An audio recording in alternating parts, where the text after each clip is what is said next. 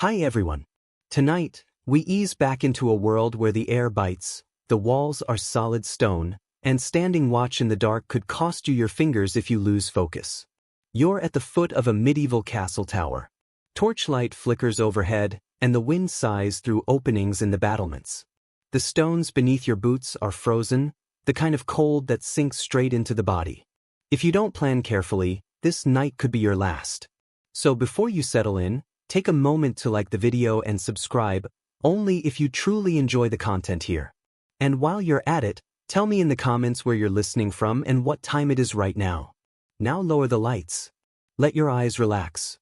Picture yourself climbing the spiral stairs, each step colder than the one before, until you reach the guard post high above the courtyard. The first thing that stands out is the quiet.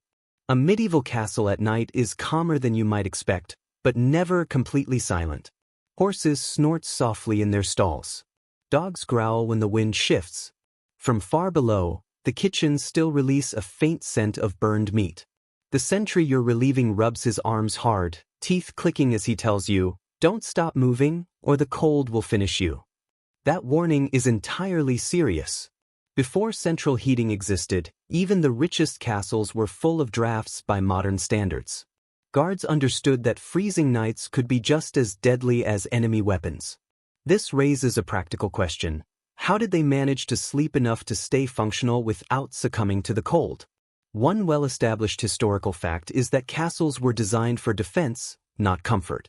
Thick stone walls helped keep rooms cooler in summer, but in winter they held damp cold inside. The stone itself seemed to leak chill into every space. Modern studies of preserved castles show that even with large fires burning, upper rooms often barely reach temperatures comparable to a mild spring day today. Here's an interesting detail. Guards sometimes placed heated stones, wrapped in cloth, inside their bedding, essentially a medieval version of a hot water bottle. The warmth lasted only an hour or so, but it was enough to help someone fall asleep before their body adapted. These stones were warmed in kitchens or hearths and carried carefully upstairs to avoid burns. Imagine holding one beneath coarse wool, feeling the heat slowly fade as sleep begins. Historians still debate whether night guards were officially allowed to sleep at their posts or whether strict officers required them to remain awake and moving. Written orders usually prohibited sleeping. Yet many accounts describe guards discovered curled up in corners, cloaks drawn tight. Fatigue often won, and when it did, men found countless ways to endure the cold. Now picture a cramped guard room at the top of a tower. Two men sit close together on a straw mattress shoved against the wall. Their boots stay on. Cloaks are pulled tight. The mattress is thin, the straw crushed flat after weeks of use, but it raises them just enough above the stone floor to slow the loss of heat. A narrow slit in the wall lets in a steady draft, whispering softly like distant music. One guard pulls his hood down over his face. The other mutters a prayer against frostbite. Their breath mingles, forming pale clouds that appear and vanish in the dim light. The cold here isn't sudden or dramatic. It's persistent. Fingers stiffen, toes throb, and every gust through the cracks feels like an unseen hand stealing warmth. You shift beneath your cloak, trying to find a position where the chill doesn't gnaw so deeply. Your companion moves closer, and you don't object. Warmth matters more than pride. The castle's routine helps you rest. Bells mark the hours. Chains clink softly as the drawbridge is inspected. A dog barks somewhere below. Each sound confirms that life continues beyond your narrow shelter. You tuck your hands under your arms, breathe into the wool of your cloak, and count your heartbeats. For a short time, the cold fades from your thoughts. Some guards faced far harsher conditions. Those posted on exposed walls, where no fires were allowed, had to stamp their feet and swing their arms constantly to keep blood moving. These men often slept only in brief moments when relieved, sometimes dropping onto bare wooden planks. The fortunate ones rotated quickly, an hour or two on duty, then a chance to warm themselves near a brazier. The unlucky stayed longer, and stories tell of men found rigid with cold, frozen where they stood. Whether all these stories are exact or exaggerated, they highlight how narrow the line was between survival and death on a medieval night. In such conditions, every detail mattered. How you layered your tunic and wool shirt, whether you stuff dry straw into your boots. If you remember to pull the bedding up under your chin. Miss one step, and you might wake with frost clinging to your brows or a cough that never fully disappeared. Even today, archaeologists sometimes discover soot in unexpected corners of castle ruins, suggesting that fires were lit where regulations forbade them. That soot speaks of men who chose the danger of fire over the certainty of freezing.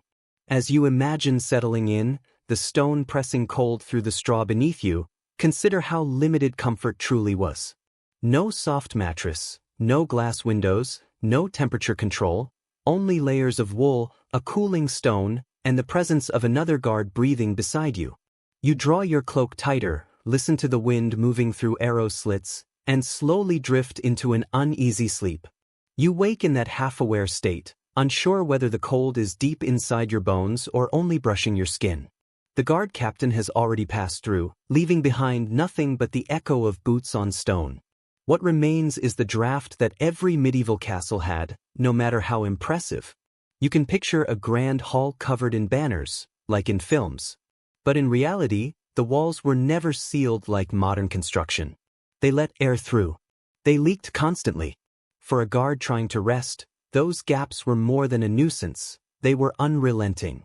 Another established historical fact is that castles were built first and foremost for defense. Their massive stone walls, often 2 or 3 meters thick at the base, were meant to withstand siege weapons, not block winter air. While it's easy to assume such walls insulated well, they actually absorbed cold and slowly released it inward. On damp nights, moisture clung to the stones so heavily that the walls seemed to sweat, chilling anyone nearby. And here's one last curious detail. Some guards packed moss or scraps of wool into cracks between stones to reduce the drafts. It was not refined, and it certainly did not follow any written guide, but these makeshift fixes turned biting winds into something barely manageable. Picture yourself crouched low, a clump of sheep's wool in your palm, pushing it into a narrow crack the way a squirrel hides a nut, hoping it might spare your toes from yet another bitter night. Even now, historians argue about where the drafts were worst, the towers or the great halls. Some believe the vast halls, with their high, open ceilings, lost warmth much faster. Others claim the towers, battered by wind on every side, were far more severe. In truth, both spaces could be unforgiving. You can almost hear the air whistling through a murder hole, or feel it hissing past an open arrow slit without shutters. As you lie down, the rushes beneath your bedding shift with each breeze, releasing the scent of damp straw mixed with the faint trace of ale spilled days ago. It is not truly foul, just earthy, a reminder that comfort here is never secure. You draw your cloak tighter and pull your hood lower over your ears. Still, the draft reaches you. It creeps along your neck, brushes your ankles, and makes you shudder despite your efforts. The world around you feels awake. A rat darts along the wall, its claws clicking softly against stone. Somewhere below, a door creaks as a drowsy cook stirs the banked embers in the kitchen. Through the narrow window slit, pale moonlight filters in, turning dust motes into silver flecks. You shift and press your back to the wall, then immediately regret it. The stone is colder than the bedding. You roll away at once, muttering a quiet curse. Practical minds found ways to lessen the draft. Hanging heavy fabric along the walls, even in simple guard rooms, created a layer of protection. For nobles, this meant thick tapestries. For common soldiers, it might be coarse wool blankets nailed into place. The contrast between bare stone and cloth was striking. Fabric trapped warmth from breath and bodies, softening the air. Without it, the cold slid along every crack. And you realize it is not the sharpness of the cold that breaks you down, but its constancy. It never fully stops. A gust at midnight, another at 2.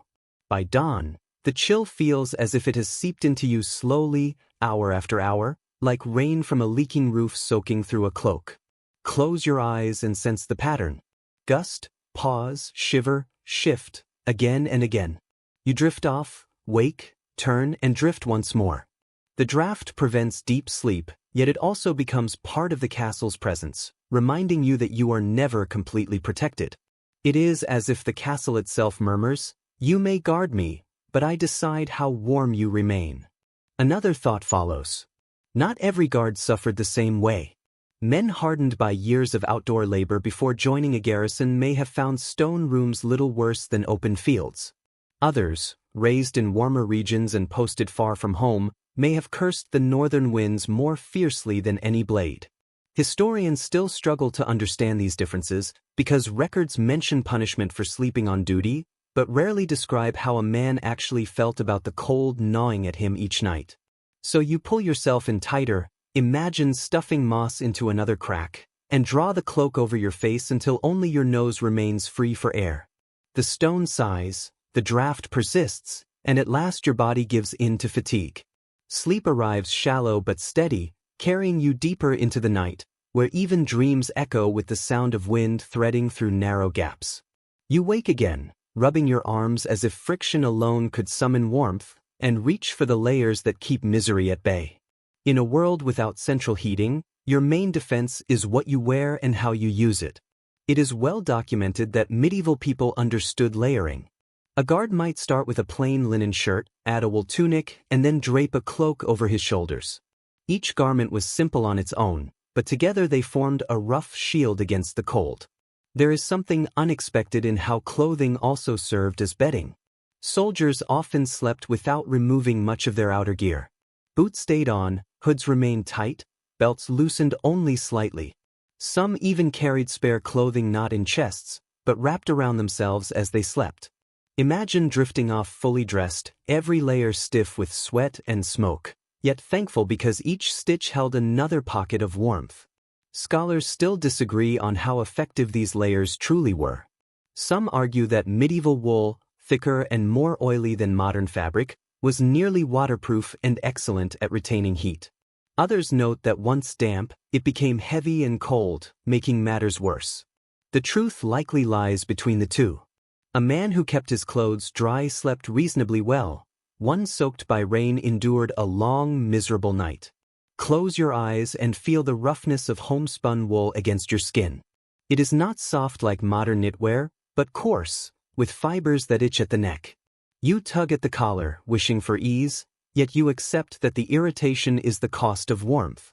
Over it lies another heavier layer, carrying the faint scent of sheep still locked in the fibers. You pull the cloak overhead, and the irritation fades into a protective shell. The sensory world of these garments was layered beyond fabric alone. Linen carried the sharp smell of lye from harsh washing. Wool held traces of lanolin and smoke from the last watch fire.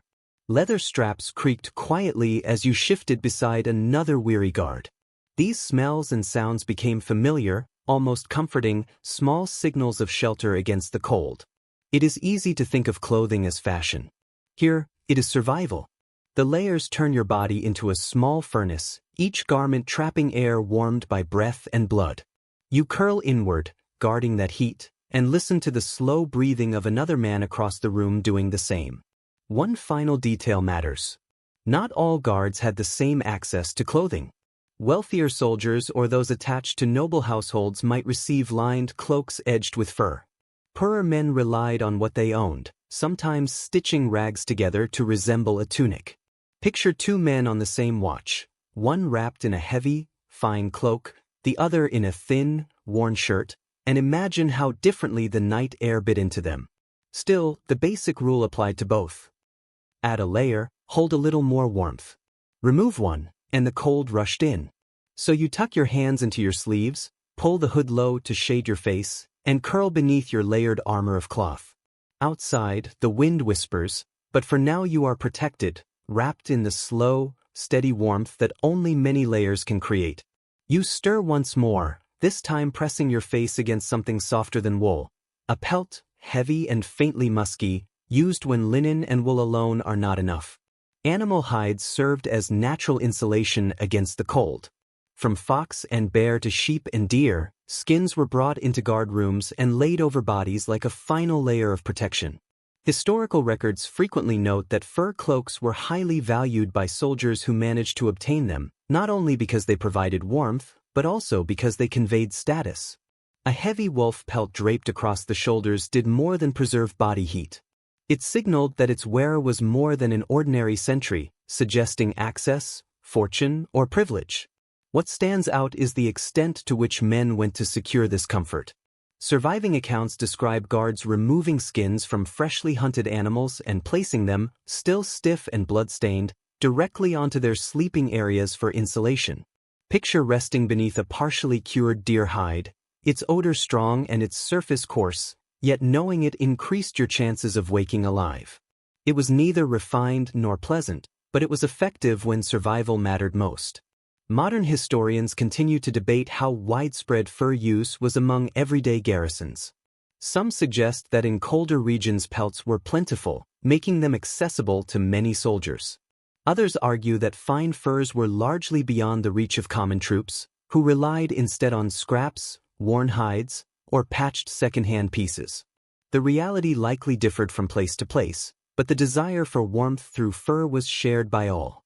As you settle your eyes closed, imagine pulling a sheepskin around yourself. The wool side presses inward, itchy yet insulating, while the leather side stiffens against the moisture in the air. You breathe in, catching a trace of lanolin mixed with smoke lingering from the previous night's fire. The weight feels grounding, as though nature itself is covering you. The sensory detail is striking. Your hands move across the uneven surface of the hide, alternating between coarse areas and softer patches. The smell carries notes of soil, animal life, and endurance. For a moment, you think about the creature it once belonged to, then let the thought pass as your breath clouds the darkness. In certain castles, documents even record guards using furs taken from defeated enemies. A pelt seized from a rival camp might later become bedding in a draft-filled tower. It may have served as a trophy, but more importantly, it offered protection against the cold. Here, the line between comfort and necessity faded. Fur represented both prosperity and survival, pride and protection. Of course, not every soldier had access to such coverings. Those less fortunate lay beneath little more than straw and wool, casting envious glances at the man nearby wrapped in fox fur. Still, the principle endured. Animal skins preserved life when cold stone walls threatened to take it away. So you draw the pelt closer, allowing its weight to steady you, dulling the howl of the wind beyond the walls. For a few precious hours, you fall into deeper sleep, trusting that the warmth of a long-gone animal will see you through until the pale light of dawn reaches the battlements. You shift once more, this time against something brittle and uneven. It crackles beneath you and releases a scent so earthy it almost feels like resting inside a stable. That is because you are lying on one of the most common sleeping arrangements for medieval castle guards. Rushes, straw, or hay were spread over wooden frames, or more often placed directly on cold stone floors. Chroniclers repeatedly described garrisons sleeping on improvised pallets filled with whatever dry plant matter could be found, replaced occasionally and gradually flattened by weeks of exhausted bodies. It is worth considering what these simple beds were truly like. A wooden bed frame was a privilege few enjoyed. Most guards slept on a rough sack filled with straw, sometimes known as a pallet. The sack itself was usually made from coarse linen or canvas, tied shut once filled and laid on the ground. At first, the straw crackled softly, offering some spring and insulation from the stone beneath. Over time, however, it compressed into a hard, uneven surface that felt more like bundled twigs than bedding. Some men improved this by adding fresh rushes every few nights, though in poorer outposts the same bedding remained for months, growing stale, insect-filled, and far from comfortable. Interestingly, some records reveal that guards occasionally mixed dried herbs into their bedding. Lavender, mint, or wormwood was scattered among the straw, partly to cover unpleasant odors and partly to repel pests. Imagine lowering yourself into a straw-filled sack after a long shift, greeted by the faint, calming scent of lavender. It offered a small relief in an environment dominated by cold stone and groaning timber. Whether these herbs truly kept insects away remains uncertain, but the scent itself acted as a mental comfort, helping sleep arrive more easily. Modern scholars continue to disagree over how sanitary these sleeping arrangements really were. Some believe that because rushes were replaced regularly in shared spaces, the bedding stayed reasonably tolerable. Others argue that guards rarely benefited from frequent changes, forcing them to sleep in damp, flea-infested straw. No firm conclusion exists, as written sources often overlook the daily realities of common soldiers' lives. Archaeological evidence provides only fragments, such as pollen traces found in castle floors that hint at the types of plants brought indoors. Now picture yourself lying on such bedding. The straw crackles softly as you move, individual stems pressing into your side or scraping skin beneath your tunic. The smell is heavy, blending earth, dried grass, and a trace of animal presence. You pull your cloak closer, using it as a blanket, feeling the straw poke through the fabric. There is no softness like a feather mattress, no smooth surface, only uneven clumps that shift as your tired body searches for rest. The sensory detail is clear. Your ear rests against the straw, catching its faint rustle with every breath. Small bits cling to your hair. Dust rises when you cough, catching in your throat. Yet despite the discomfort, warmth slowly builds. Thin as it is, the straw lifts you from the stone, preventing the floor's cold from draining your heat completely. It is flawed, but it keeps you alive. In the corner, another guard murmurs in his sleep, turning heavily on his own pallet. You hear the straw beneath him shift, then settle once more. The room is filled with the smell of sweat, wool, and dried grass. For a brief moment, it almost feels like lying in a farm outbuilding rather than within a fortress designed for conflict. That sense of familiarity offers comfort. Some guard rooms were located near storehouses or granaries, where fresh straw was easy to obtain. In those cases, bedding could be refreshed more often, slightly reducing pests. Others stationed in isolated towers relied on whatever rushes could be cut from nearby marshland. During winter, when gathering became difficult, straw beds thinned, and guards slept closer together to share warmth. Bedding arrangements varied as well. Sometimes straw was spread directly on the floor in shared piles, with guards collapsing shoulder to shoulder, cloaks pulled tight, resembling more a kennel than a barracks. In other cases, individual sacks offered a hint of privacy, though comfort remained limited. In all situations, the constant rustling filled the room whenever someone shifted. It is easy to overlook that straw bedding also carried symbolic meaning. In medieval thought, straw symbolized humility and endurance. Tradition placed Jesus' birth among it. Peasants spent their lives sleeping on it, and soldiers resting upon it came to represent duty and sacrifice. Lying on straw was a constant reminder of your place. You were not noble or royal, but one of the many men standing watch, largely forgotten in the margins of history. A curious account from a French chronicle tells of guards throwing their straw bedding out of a window after a siege, convinced it had absorbed the dark spirits of hunger and fear. Was this belief driven by superstition, or was it simply a practical effort to remove fleas? Likely both. In the medieval mind, belief and utility often overlapped, and here the ritual cleansing also resulted in cleaner bedding for the following night. As you settle onto your own uneven mattress, its rough comfort begins to shape your thoughts. At times, you imagine lying in an open field beneath the stars, the straw crackling softly like dry summer grass. At other moments, the weight of thick stone walls seems to close in, and the straw feels like little more than a thin layer separating you from the frozen ground. Yet it always remains your final barrier against the cold. Think of that as you draw yourself inward. Every stalk has value. Every bundle beneath you adds another layer between your body and the biting chill of stone. You shut your eyes, listen to the faint rustle, and allow the irregular texture of straw to guide you back into the uneasy but necessary sleep of a medieval guard. You turn over, and this time what keeps you from shivering is not straw, wool, or fur. It is the warmth of another person beside you. For all the bedding and layers available, the most reliable defense against medieval cold was often another human body. Chronicles regularly note that soldiers rarely slept alone, particularly in guard rooms. Whether in pairs or larger groups, men clustered together out of necessity, sharing body heat beneath common cloaks or blankets. By modern standards, this might seem uncomfortable, but inside a freezing tower, personal pride mattered little. One well-documented reality is that communal sleeping was widespread throughout medieval society, not limited to guards. Peasant families crowded into a single bed, children placed between parents to preserve warmth. In inns, strangers frequently slept side by side, separated by little more than a thin cloth. Guards followed the same custom. You can imagine 2 or 3 soldiers wrapped in one large blanket, shoulders touching, legs overlapping, breathing the same cold air while drawing comfort from one another. A notable custom was the use of the shared or bundling cloak. Rather than each man owning his own, 2 guards might wrap themselves together in one oversized cloak, securing it with a belt so neither could drift apart during the night. Picture trying to rest that way, face against another's shoulder, sharing breath, hearing every movement, yet understanding that this shared heat meant survival.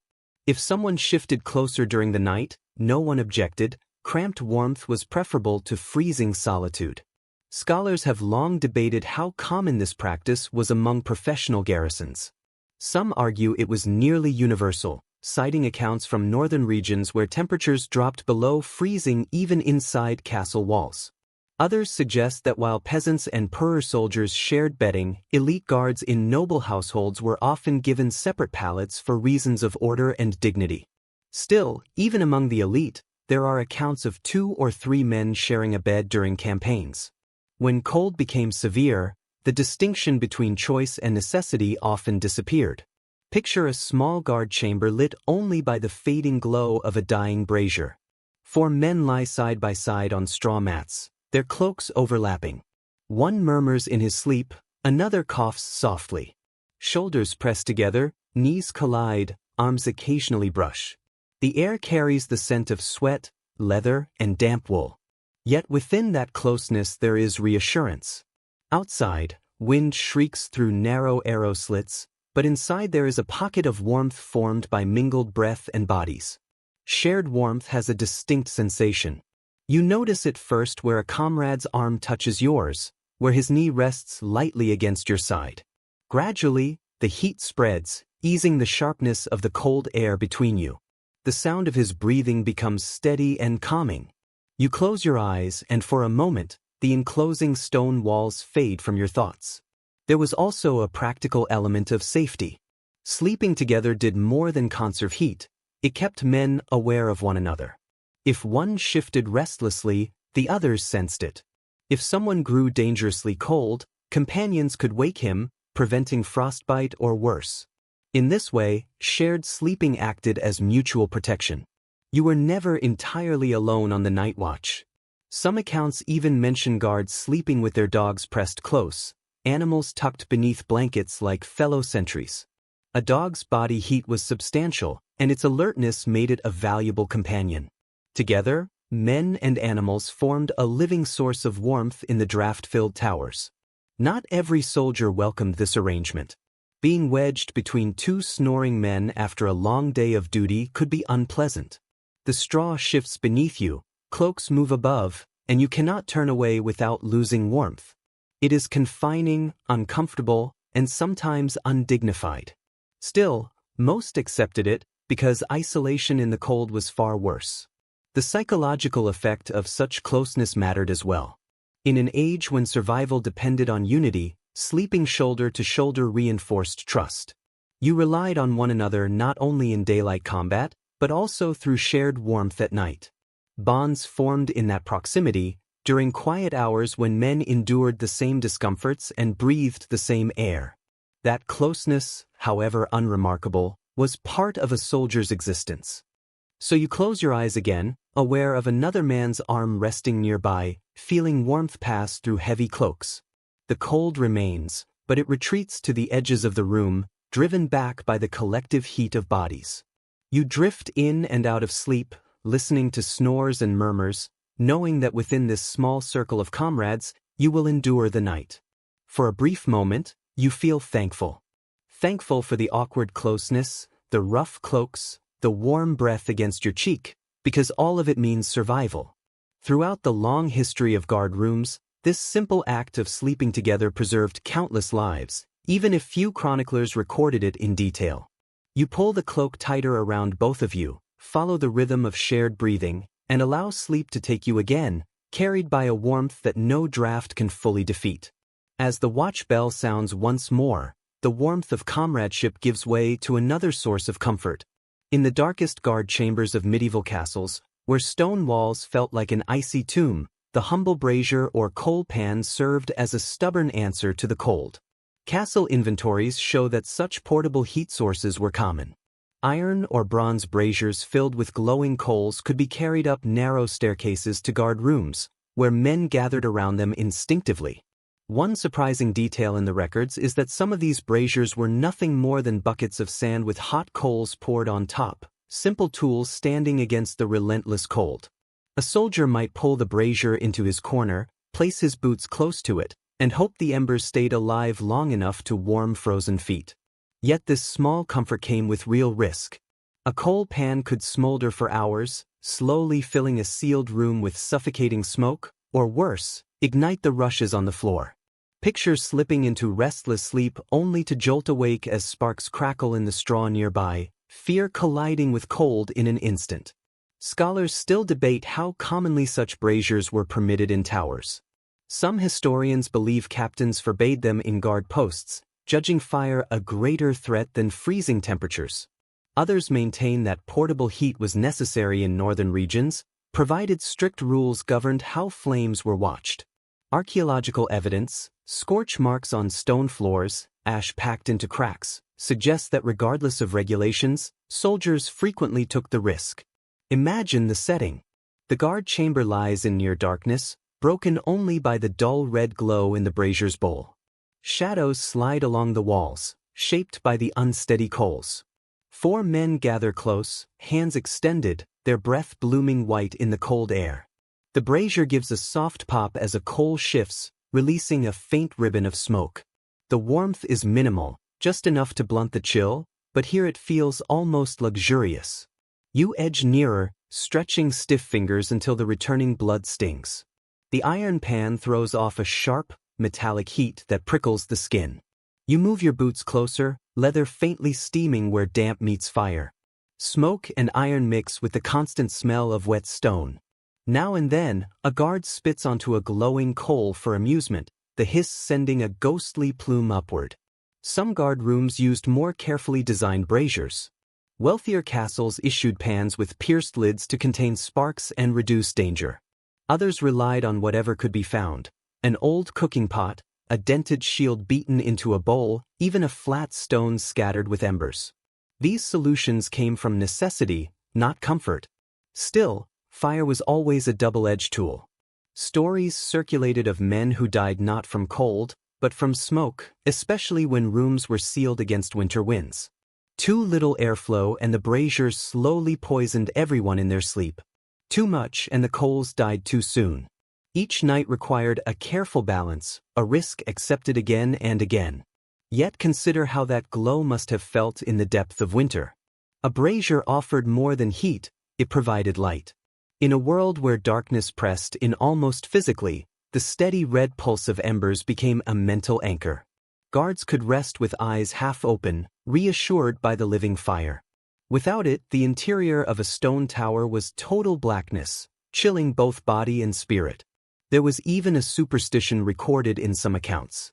If a coal leapt from the brazier and landed near a sleeping guard, it was said to warn of an enemy attack before dawn.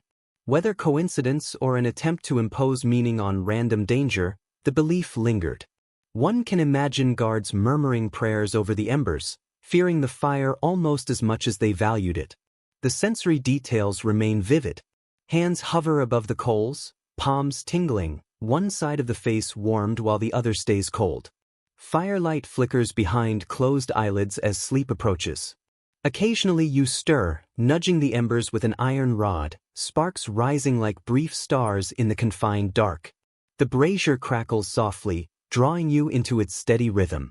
There is companionship here as well. Around the fire, men share stories, hum tunes, or complain about their rations. The brazier becomes a makeshift hearth, a center of fellowship.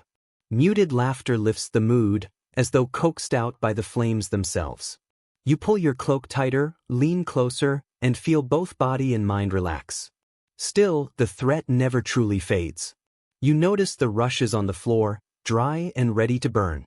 You think of the wooden beams overhead, groaning slightly in the draft. One stray spark, one careless step, and fire would consume the room faster than cold ever could. It is a fragile balance, fire against frost, survival against danger. As sleep deepens, you stretch out on your straw pallet, the brazier glowing dimly in the corner. Shadows sway along the walls, moving with the embers. Heat reaches you in weak pulses, just enough to soften the stone beneath you. You know it will be gone by morning, that you will wake cold again. But for now, soothed by the glow and the faint hiss of coals, you drift off, thankful for this borrowed warmth in a world of bitter draughts and stone. When you wake, the brazier has nearly burned out, reduced to pale ash faintly glowing in the iron pan. Cold seeps back into the chamber, wrapping around you like an unwanted cloak. This time, your thoughts turn to the fixed hearths carved directly into castle walls. Medieval builders understood that cold was a constant enemy, and they tried, however imperfectly, to counter it with permanent fires. Records show that great halls almost always contained massive hearths, sometimes large enough to roast an ox, while smaller rooms, including certain guard posts, had narrow wall recesses where smoke rose through chimneys. What is certain is that these hearths changed how winter was experienced inside castles. Instead of huddling around a risky brazier, guards could enjoy the broader warmth of a true fireplace, flames leaping high and light spreading across the room. The hearth also served practical needs. Its embers cooked meat or warmed spiced wine. For a century returning from the battlements, the sight of a glowing fire meant more than heat. It promised food, light, and a measure of comfort. Yet the reality of these hearths was often less ideal than imagined. Unlike modern fireplaces, many medieval versions lacked proper chimneys. Smoke escaped through roof openings or small vents, causing rooms to fill with haze. Guards might sit blinking and coughing, eyes watering even as their hands thawed. Imagine lying down near the fire, soothed by warmth, only to wake with a raw throat and heavy lungs. Survival often meant accepting warmth at the cost of clean air. Experts still disagree about how effective these hearths were in higher towers. Some argue that flues were skillfully built into the stone, venting smoke well. Others contend the systems were crude, leaving interiors constantly smoky. The reality likely varied. Wealthy castles with skilled masons may have enjoyed cleaner heat, while poorer keeps left their guards choking on fumes. Picture one such chamber.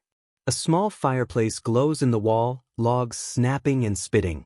Sparks leap upward, shadows racing along the vaulted ceiling. The air carries the scent of pine resin and wood smoke mixed with damp stone. A guard stretches out his hands, sighing as warmth seeps into numb fingers. Another leans back, letting the heat bathe his face, while the rest of his body still tingles with cold. Cloaks are hung close to the fire to dry, dripping slowly onto the hearthstones and hissing when the drops strike the embers. You rest near the hearth as well, eyes partly shut. The firelight flickers through your eyelids, its orange glow moving softly and easing your mind. Each crack of the log settles into a steady rhythm, as regular as a pulse. You hear the soft rush as a fresh draft pulls smoke up the vent, followed by the distant whistle of wind outside. The warmth is uneven. Your face feels overheated while your feet remain numb, yet the contrast itself makes you sleepy. These hearths all had their own quirks. Some were placed intentionally near arrow slits so smoke could escape more easily. Others sat deep in corners, leaving much of the room cold. Guards learned quickly where to lie. Too close meant warmth mixed with smoke, too far, and the chill returned. Each night became a quiet calculation, a careful balance of distance from the flame. The fireplace was not only functional. It carried meaning. Fire stood for order against darkness, civilization pushing back chaos. In a tower chamber, the hearth reminded guards they were more than shivering bodies. They were men joined in duty, protecting their lord's lands. Around the fire, quiet songs might rise, prayers murmured, dice rolled across the stones. The hearth softened the harshness of stone, turning the tower into something that almost felt like home. Still, not everyone benefited equally. Many posts were too open to allow hearths. Guards pacing walls or gate towers returned from duty to find only fading embers. In those moments, the fire became a brief comfort, enjoyed for seconds before collapsing onto straw with cloak pulled tight. Accounts from especially cold regions mention an unusual practice: chimneys packed with straw to prevent downdrafts. Guards then relied on small fires set into wall niches, carefully conserving fuel. This detail shows how determined men were to stay warm in a world where stone seemed intent on draining heat away. As you close your eyes again, the hearth's warmth presses against your cheeks. A log snaps, sending a spark skidding across the floor. A fellow guard quickly stamps it out, muttering about how easily the rushes could ignite, but the heat remains steady, like a second pulse in the room. Smoke curls thick and sharp, yet you breathe it in, letting it dull your awareness. For this night, the fire has held the cold at a distance. You pull your cloak tighter, lean against the stone wall, and feel the warmth sink slowly into you. Sleep comes gradually, held in balance between heat and chill. Outside, the wind still roars, but within the fire's circle, you drift into dreams of summer fields, the crackle of logs blending with the sound of wheat moving in the breeze. The fire in the wall niche fades again, and with each breath the chamber grows colder. Your thoughts shift to another way men tried to keep warmth, not with flame, but with cloth. Looking around, you notice heavy, patched fabrics hanging from beams and stretched across corners. These improvised curtains are not decoration. They block drafts slipping through every crack, slit, and doorway. Medieval sources often note that both nobles and soldiers used cloth around their sleeping spaces. In great halls, these took the form of rich wool or silk tapestries. In guard rooms, they were more often rough blankets nailed in place. The goal was the same: to trap warmer air within the cold shell of stone. One widely recorded method was the use of bed curtains. Even modest beds were sometimes enclosed with thick hangings reaching the floor. These held in body heat and breath, forming a small pocket of warmth. Picture 4 guards sharing a corner bedstead, cloaks wrapped tight, curtains drawn. Outside, frost coats the walls. Inside, the air grows warmer, though heavy with the scent of sweat and wool. Privacy was a benefit, but for guards, warmth mattered most. Records also hint at a more improvised solution. When curtains were unavailable, men sometimes strung cloaks or spare clothing along ropes to serve the same purpose. A guard might drive 2 nails into the wall, stretch a rope between them, and drape whatever fabric he owned. It lacked refinement, but it broke the draft. You can imagine boots drying by the hearth, cloaks hanging overhead, and men curling beneath this makeshift shelter, like a tent set inside the tower. Historians still debate how common such practices were in military spaces. Some argue that cloth was costly and unlikely to be spared for guards. Others point to nail holes found in tower walls, suggesting fabrics were indeed hung, though likely plain and practical. Perhaps common soldiers used coarse hemp or wool, while wealthier households enjoyed colorful woven scenes of saints or hunts. Now imagine yourself inside such an enclosure. The fabric sags above you, slightly damp, carrying the smell of smoke and grease from long use. As you breathe beneath it, you feel the difference. Your warmth lingers instead of being pulled away by drafts. The air feels heavier, thicker, but more secure. Outside, wind hisses through arrow slits. Inside, the sound is muted, softened into something almost soothing. The sensations become close and personal. Your hand brushes the rough cloth. The curtain shifts gently as another guard moves beside you, stirring the trapped air. You hear his steady breathing nearby and take comfort in sharing this small shelter together, hidden from the night. The curtain offers no real defense, but it forms a cocoon. Some castles went further. Better-funded garrisons built wooden screens around sleeping alcoves, draping them with cloth to create small compartments. These cubicles gave guards a sense of separation. Picture a line of such spaces along a tower wall, each glowing faintly with candlelight, curtains drawn like small lanterns in the dark. The result felt almost domestic, though drafts still crept underneath, reminding everyone that stone could never be fully conquered. There were drawbacks. Cloth hangings gathered soot and grease, growing heavy with grime. Like rugs and bedding, they needed regular beating. Neglected, they smelled foul and could grow mold in damp towers. Guards accepted this trade-off, because even a dirty curtain was preferable to bare stone. Some accounts add a curious superstition. It was said that spirits of the cold, imagined as thin, creeping demons, could not pass through wool. Whether rooted in belief or desperation, guards sometimes whispered charms while pulling curtains closed, convinced they had blocked more than just the wind. The effect on the mind was real. Lying beneath a canopy or behind a curtain shrank the vast chamber into a small, private space. Shadows felt less threatening. Drafts softened into murmurs instead of biting gusts. Sleep came easier when you believed yourself protected, even by nothing more than cloth. So you settle into the straw, the curtain swaying lightly above. You pull it lower, shutting out the draft rattling at the arrow slit. The chamber dims into a shared pocket of warmth, held quietly with your companions. Outside, the wind continues to roam, but here, behind your improvised barrier of fabric, you begin to drift toward sleep.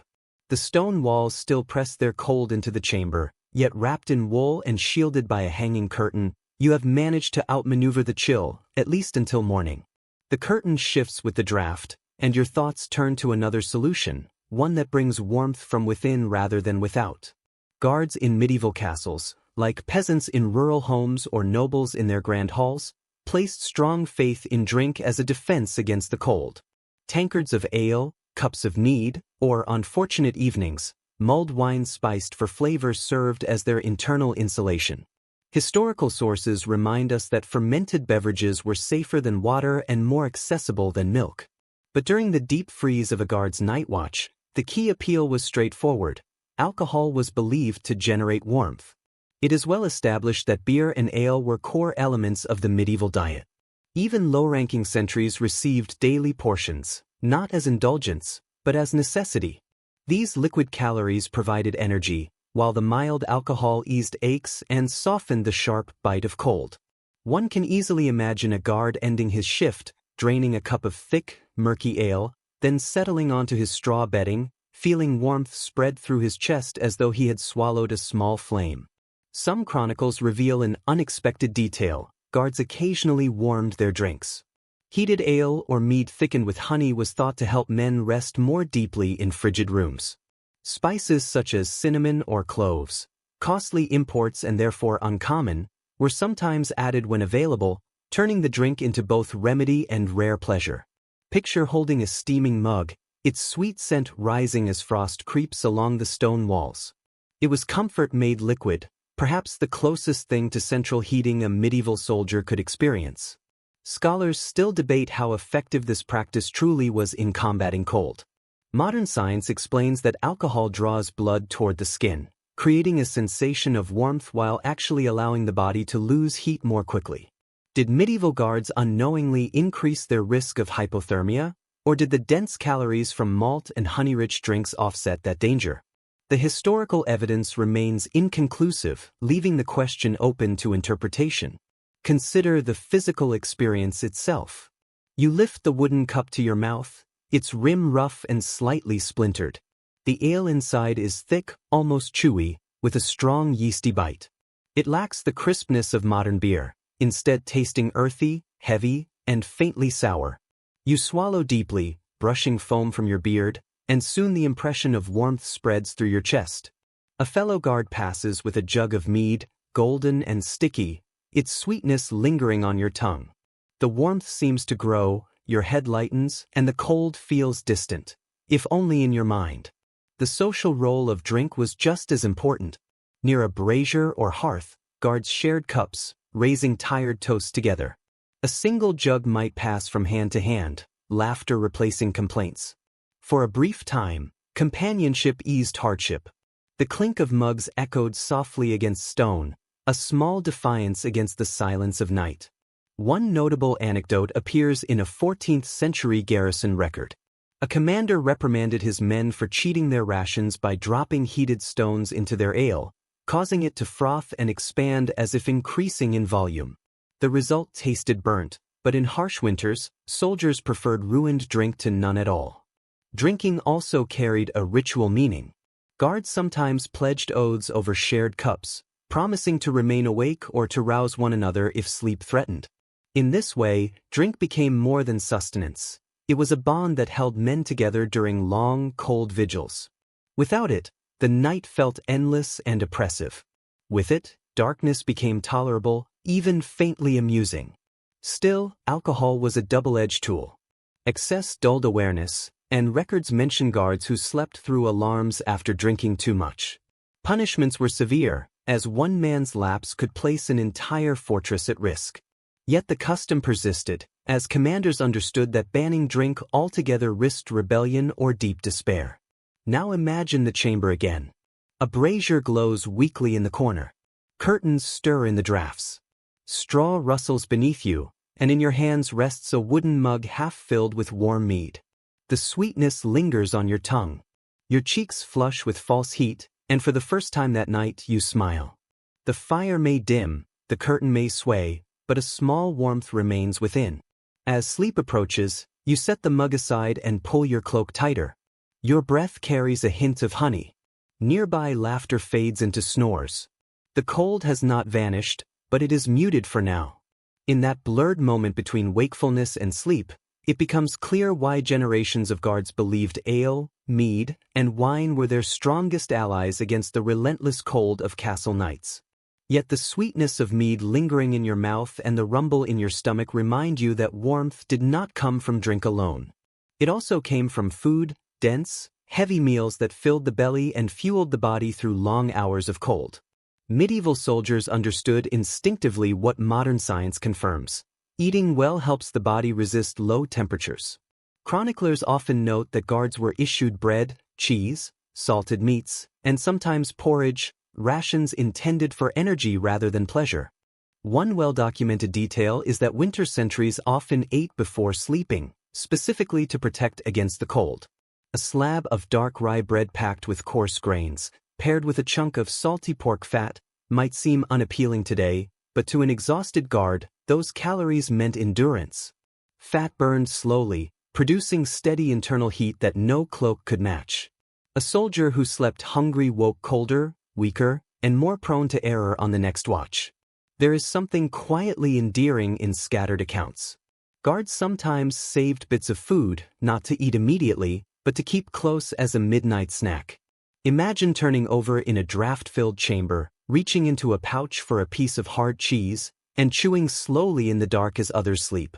The act was less about hunger and more about comfort, a reminder that even amid stone and cold, small pleasures remained. It was the medieval version of sneaking a treat under the blankets. Experts continue to debate the precise nature of a guard's winter diet. Some suggest rations were monotonous, dominated by grains and salted fish with little variety. Others cite records from wealthier castles that mention beef, venison, or even imported almonds and figs during special occasions, indicating that guards sometimes experienced genuine luxury. The truth likely depended on rank, resources, and circumstance. During sieges, even elite garrisons survived on moldy bread and thin gruel.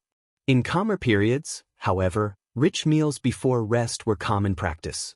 Picture one such evening. A kettle hangs above the hearth, simmering with barley porridge stirred by a wooden spoon. The air is filled with the warm, earthy scent of grain, sharpened slightly by onions added for taste. A guard scoops up a steaming bowl, settles cross-legged on the straw, and drinks deeply, the heat spreading from his chest outward. Nearby, another works through a strip of salted beef, tough yet nourishing, savoring the sharp salt that lingers on his lips. The snap of the hearth blends with the crunch of coarse bread, and for a moment the chamber feels less like a stone prison and more like a shared kitchen. It is not just the nourishment that matters, but the habit itself. Eating before sleep offers reassurance that someone is looking after you, that provisions still exist, that hunger will not join the cold as an enemy. Guards who ate together formed ties as strong as those made in combat. A small wedge of cheese passed between hands in dim firelight carried meaning far beyond its size. Meals, however, came with risks. Heavy food taken before lying down could bring indigestion, restless sleep, and uneasy dreams. Guards joked about bacon-induced nightmares, though in truth their bodies simply struggled with rich food eaten at strange hours. Even so, few turned it down. Better to sleep uncomfortable and warm than empty and shaking. There were smaller curiosities as well. In some castles, guards roasted chestnuts in the embers, their shells cracking as heat split them open. The The scent of roasting nuts must have given the guardroom a brief, almost festive feeling, a simple pleasure within a harsh routine. Elsewhere, onions were valued for their believed ability to strengthen the blood against cold. A soldier biting into a raw onion in the dead of night may have trusted it as much as a heavy cloak. Historians continue to debate whether guards regularly received hot meals at night or depended on cold leftovers from daytime rations. Some suggest kitchens closed after supper, leaving guards to gnaw on hardened bread. Others argue that small hearths in towers allowed basic cooking, thin soups, porridges, or scraps roasted by the soldiers themselves. With few written records, we rely on traces uncovered in archaeological sites to guide these conclusions. Now imagine yourself in that guard chamber after supper.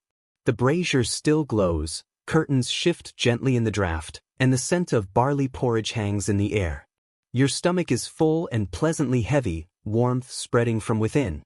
You lean back on the straw, cloak pulled tight, listening to the steady breathing of comrades equally satisfied.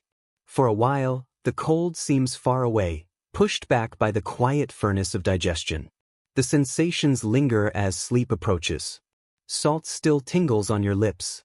The smell of onion clings to your beard, and the faint crackle of the hearth breaks the silence. You adjust your position, content, drawing your cloak closer and tucking your feet in. Your body feels weighted by food, your thoughts softened by fatigue. Stone walls may still press their chill inward, but your belly answers with heat. You think of the pattern of such nights: eat, share a laugh, lie down, and trust the warmth to last until dawn. Perhaps your dreams turn to grand feasts in noble halls, laden with meat and spiced wine. Perhaps they hold only the image of another bowl of porridge. Either way, the memory of warmth follows you into sleep, showing that the simplest defense against frozen stone can be a full stomach and a quiet moment shared among tired men. Your rest thickens, but the strike of the watch bell slices through the haze. Night is not one long stretch of sleep, but a sequence of rotations, brief, broken periods of rest and alertness. This system, central to guard life, shaped how men endured winter cold. Castle regulations and military orders make this clear. Few guards were expected to stand motionless in freezing darkness from dusk to dawn. Instead, watch duty was divided into segments, each man serving his turn while others sought warmth and rest. Records show that castles often split the night into 3 or 4 watches. In winter, these watches shortened, not from generosity, but from need. A soldier left standing in the cold for more than 2 hours risked stiff limbs, numb fingers, and dulled awareness. A frozen sentry became a danger, no better than one asleep. Rotation itself became a defense against the cold, an acknowledgement that even behind fortress walls, endurance had limits. There is an additional detail worth noting.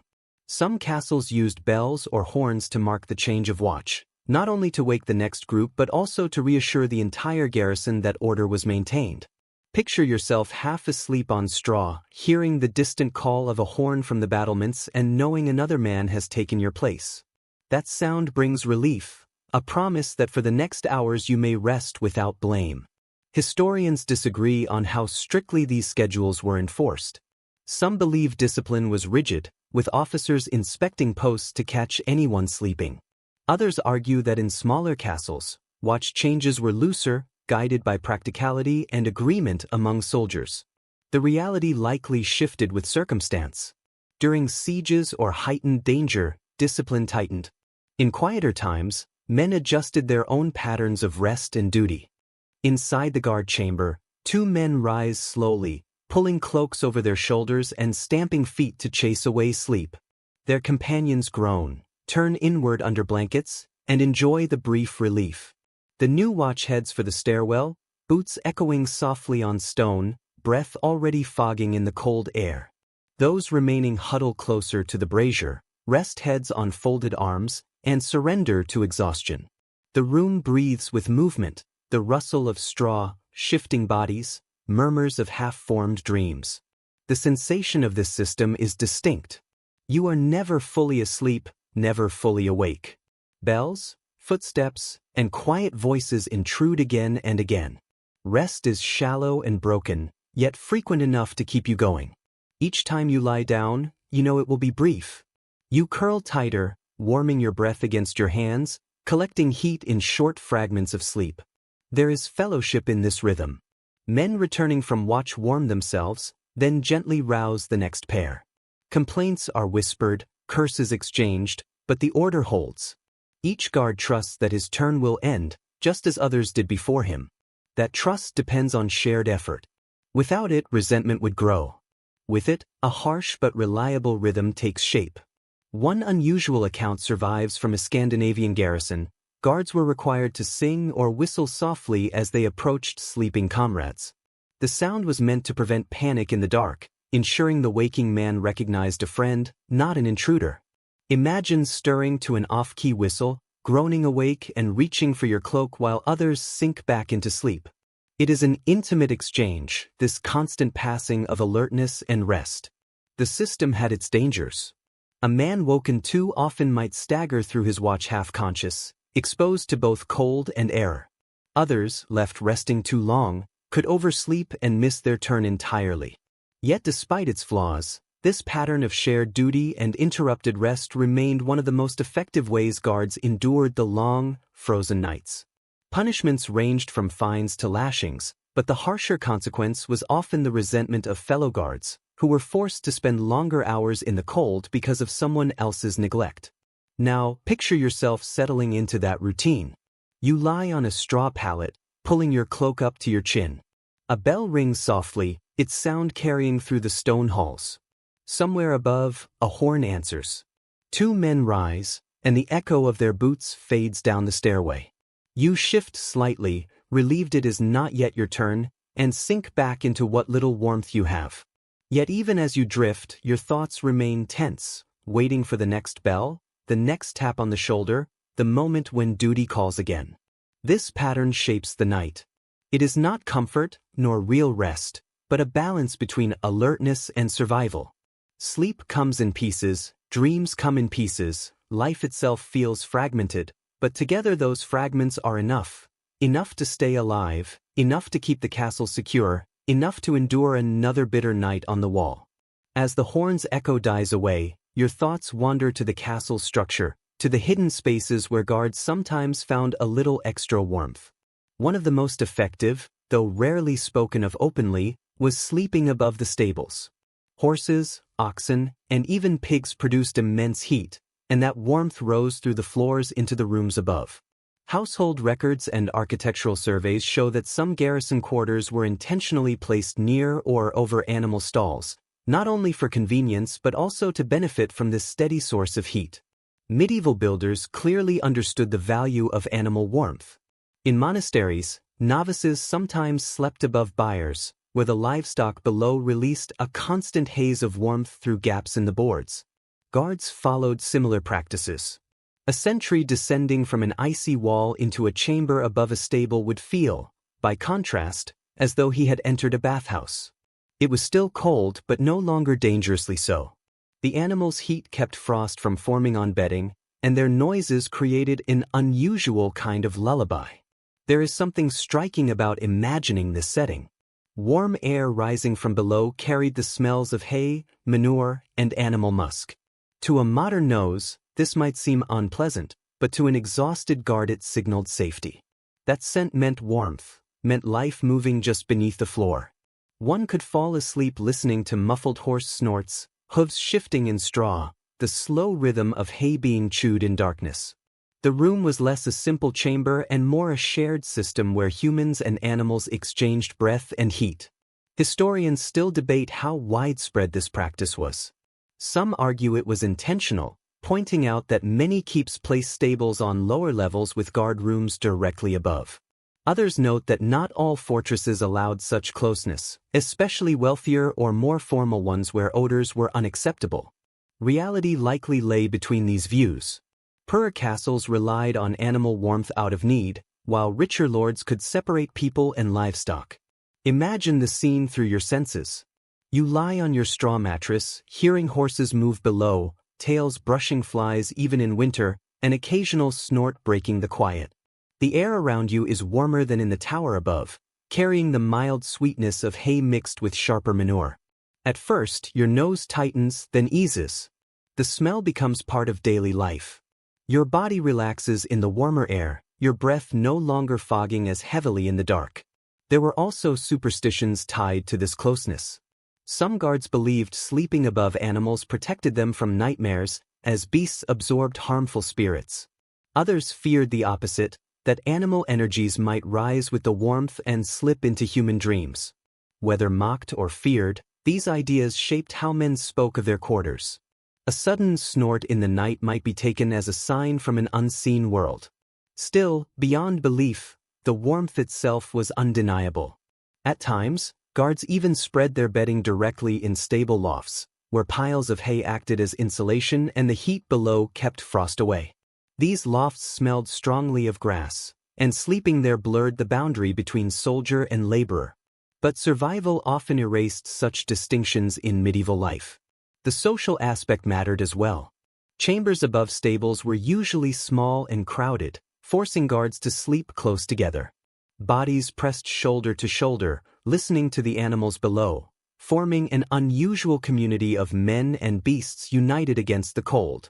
Laughter sometimes filled these rooms, jokes about sharing fleas with horses or becoming half-stable hand. Beneath the humor was appreciation. Horses were better company than freezing air. Now place yourself there. You curl beneath your cloak as gentle warmth rises from below. The straw feels softer, less brittle, warmed by the animal's presence. Your ears pick up the steady breathing of horses, calm and reassuring. The faint crackle of straw below blends with the rustle of your own palate. The air feels heavy and damp compared to the icy corridors, but you welcome it. You close your eyes, breathing in hay and musk as warmth slowly reaches your bones, easing stiffness from your joints. Outside, the wind still hammers the stone, rattling shutters and whistling through arrow slits. Inside, you rest within a small pocket of heat, created not by fire or cloth, but by the steady life of animals beneath you. The castle feels less hostile, more alive, as if its walls breathe alongside horse and man. For this night, you are thankful for the stables, for their warmth despite the smell, for the sounds that remind you you are not alone. Sleep comes gradually, guided not by silence, but by the living rhythm that keeps your chamber just warm enough to push death away. That warmth fades when the bell rings again, and you pull your cloak tighter, thinking about the small protections each guard carried. If cloaks and furs were the main defense against cold, then socks, hoods, and mittens were the finer weapons, small, yet essential in the constant struggle against frost. Castle records mention these items often: woolen hose issued to soldiers, linen coifs tied under helmets, mittens made of leather or knitted wool. They may seem minor, but they often determined whether a man slept or shook through the night. Wool socks, in particular, were highly valued. Unlike modern socks, they were frequently sewn from cloth pieces or made as long hose reaching up the leg, sometimes as high as the thigh, held in place with garters and wrapping the body in warmth. Guards repaired them constantly, patching holes, darning with rough thread, anything to keep the cold stone from touching skin. Losing one's hose in winter was a serious blow, even before a watch began. Some records add a human touch. Mittens were often made with one space for the thumb and one for the other fingers, much like the simple mittens remembered from childhood. They held heat more efficiently than fingered gloves. Men often joked that mittens made their hands awkward, yet they allowed fingers to curl together, trapping extra warmth. Some even tucked bits of fur inside, adding insulation and forming a simple but practical lining. Picture yourself lying down after a watch, mittens still on, hands drawn to your chest, warmth lingering like a fading memory of the hearth. Historians continue to debate how widespread knitted goods were at the time. Some believe knitting had spread by the late Middle Ages, making knitted socks and mittens accessible even to ordinary soldiers. Others argue that most clothing was still stitched from woven cloth, with knitting too new and expensive for broad use. The reality was likely mixed. Wealthier castles could issue knitted garments, while poorer garrisons depended on basic sewn cloth. Now consider the sensory reality of these modest comforts. After a bitter watch, you pull off your boots and stretch your toes inside woolen socks, damp yet still holding warmth. The wool pricks slightly, lanolin from the sheep still present. Even so, the relief brings a quiet smile. You pull your hood lower, a woolen coif lined with coarse linen, and feel your breath heat the fabric until it grows moist against your skin. The mittens, stiff from wear, give off a faint scent of smoke and leather when pressed to your cheeks, anchoring you in the shared space of the guard room. These garments shaped sleep itself. Men often kept their socks, hoods, and mittens on through the night, knowing that removing them meant waking with numb limbs. A hood drawn over the face worked like a mask, holding warm breath close. Mittens tucked beneath the arms kept fingers from stiffening. Even damp socks from patrol were better than bare feet on straw. The layering was far from perfect, but it was necessary. One detail from German sources describes guards stuffing socks with rabbit fur or dry moss for extra warmth. This improvised padding was softer than plain wool and surprisingly effective. Another account tells of soldiers wrapping cloth around their heads until they looked like mummies, joking that they resembled corpses before sleep. Humor helped, even when the cold was most relentless. These small items also carried meaning. A hood was more than fabric, it signaled identity. Knights wore richly lined hoods edged with fur, while common guards made do with plain wool. Rank was visible. Yet in the darkness of the guard room, everyone pulled their hoods down against the draft, briefly equal in their struggle with the cold. Picture the chamber again. Men curl on straw pallets, cloaks drawn high. What truly sustains them are the details. Toes snug in hose, hands cupped in mittens, faces hidden beneath hoods. The room becomes a field of sleeping shapes, only noses exposed to the chill air. From the doorway, they appear as bundles of cloth, nearly indistinguishable. But each bundle is a man wrapped in small defenses that separate survival from frostbite. The rhythm continues as you tuck mittens under your chin, feel socks scrape against straw, and draw your hood tighter. The stone still gives off cold. Wind still slips through cracks. Yet the warmth of these modest barriers remains. You close your eyes, breathe into the fabric, and let the scratch of wool and the faint scent of lanolin become your lullaby. Another comfort soon joins you in the dark, padding softly across the straw. You feel fur brush your hand, hear a quiet breath, and realize you are not alone. A dog, shaggy, loyal, and just as cold, settles beside you. In medieval castles, animals were not only guardians of walls but companions in the guard room. By day, the watchdog stood alert. By night, it became a living blanket pressed against weary ribs. Records show dogs were common in castles, prized for sharp senses. Chroniclers describe mastiffs chained at gates, hounds roaming courtyards, and smaller breeds kept for hunting or company. These animals were vital to defense, often warning of intruders before human ears could. Yet when duty ended, they joined the nightly fight against cold. A dog curled at your side offered warmth and vigilance at once, guardian and bedmate combined. There is a quiet charm in these accounts. Some sources note that dogs chose favorite guards and refused to sleep elsewhere. Imagine a tired soldier returning from patrol to find his hound already stretched across his pallet, tail thumping, eyes waiting. The man might complain, shove aside, and make space. The warmth that followed erased any irritation. It is an image that feels deeply human, hardened men softened by animal loyalty. Experts still debate how common this practice was. Some argue that in wealthier castles, dogs slept separately in kennels or with huntsmen. Others suggest that in working garrisons, dogs moved freely, sharing the guard's nightly routine. Archaeology supports both views. Large hound bones appear in castle yards, while claw marks near living quarters suggest dogs indoors. Picture the moment clearly. The dog presses close, body giving off steady heat, fur rough beneath your fingers. Its breath warms your wrist, carrying a trace of meat scraps from supper. When you shift, it shifts too, tail tapping softly against straw. Around the room, other dogs curl beside other men, a scattered pattern of warmth among the pallets. The air smells of fur and smoke, leather and hay, animal presence mixing with human sweat. The companionship mattered as much as the heat. A guard who slept with a dog rested more easily, not just for warmth but for security. If footsteps echoed in the corridor, the animal stirred first, growling low, ears alert.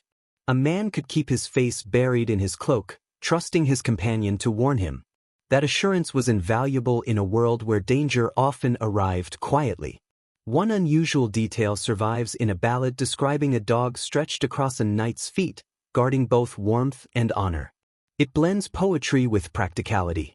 Feet were especially vulnerable to frostbite, and the weight of a heavy hound worked as well as thick socks. Imagine numb toes slowly thawing beneath the mass of a loyal animal. Superstition played a role too. Some believed dogs sensed spirits, their growls warning of ghosts as much as intruders. A guard waking to a dog barking at shadows might whisper a prayer, convinced the animal had chased off something unholy. Whether belief or imagination, it added comfort. The companion protected against dangers seen and unseen. Of course, sharing sleep with animals had downsides. Fleas, ticks, and the smell of wet fur were constant problems. A guard might wake scratching bites or complaining after a dog rolled in filth. Still, most accepted the exchange. A few pests were preferable to freezing alone. Now place yourself fully there. You lie on your pallet, cloak pulled tight, straw rustling beneath you. Beside you, the dog breathes evenly, chest rising and falling in time with yours. Its warmth seeps into you, slow and steady. Outside, the wind whistles through arrow slits, but inside, the dog shifts its weight, pressing closer against your ribs. You scratch behind its ears, feeling the subtle twitch of muscle, and a small smile crosses your face in the dim light. Eyes closed, you savor the dual comfort of warmth and vigilance. The dog senses dangers you cannot and keeps watch even as you sleep.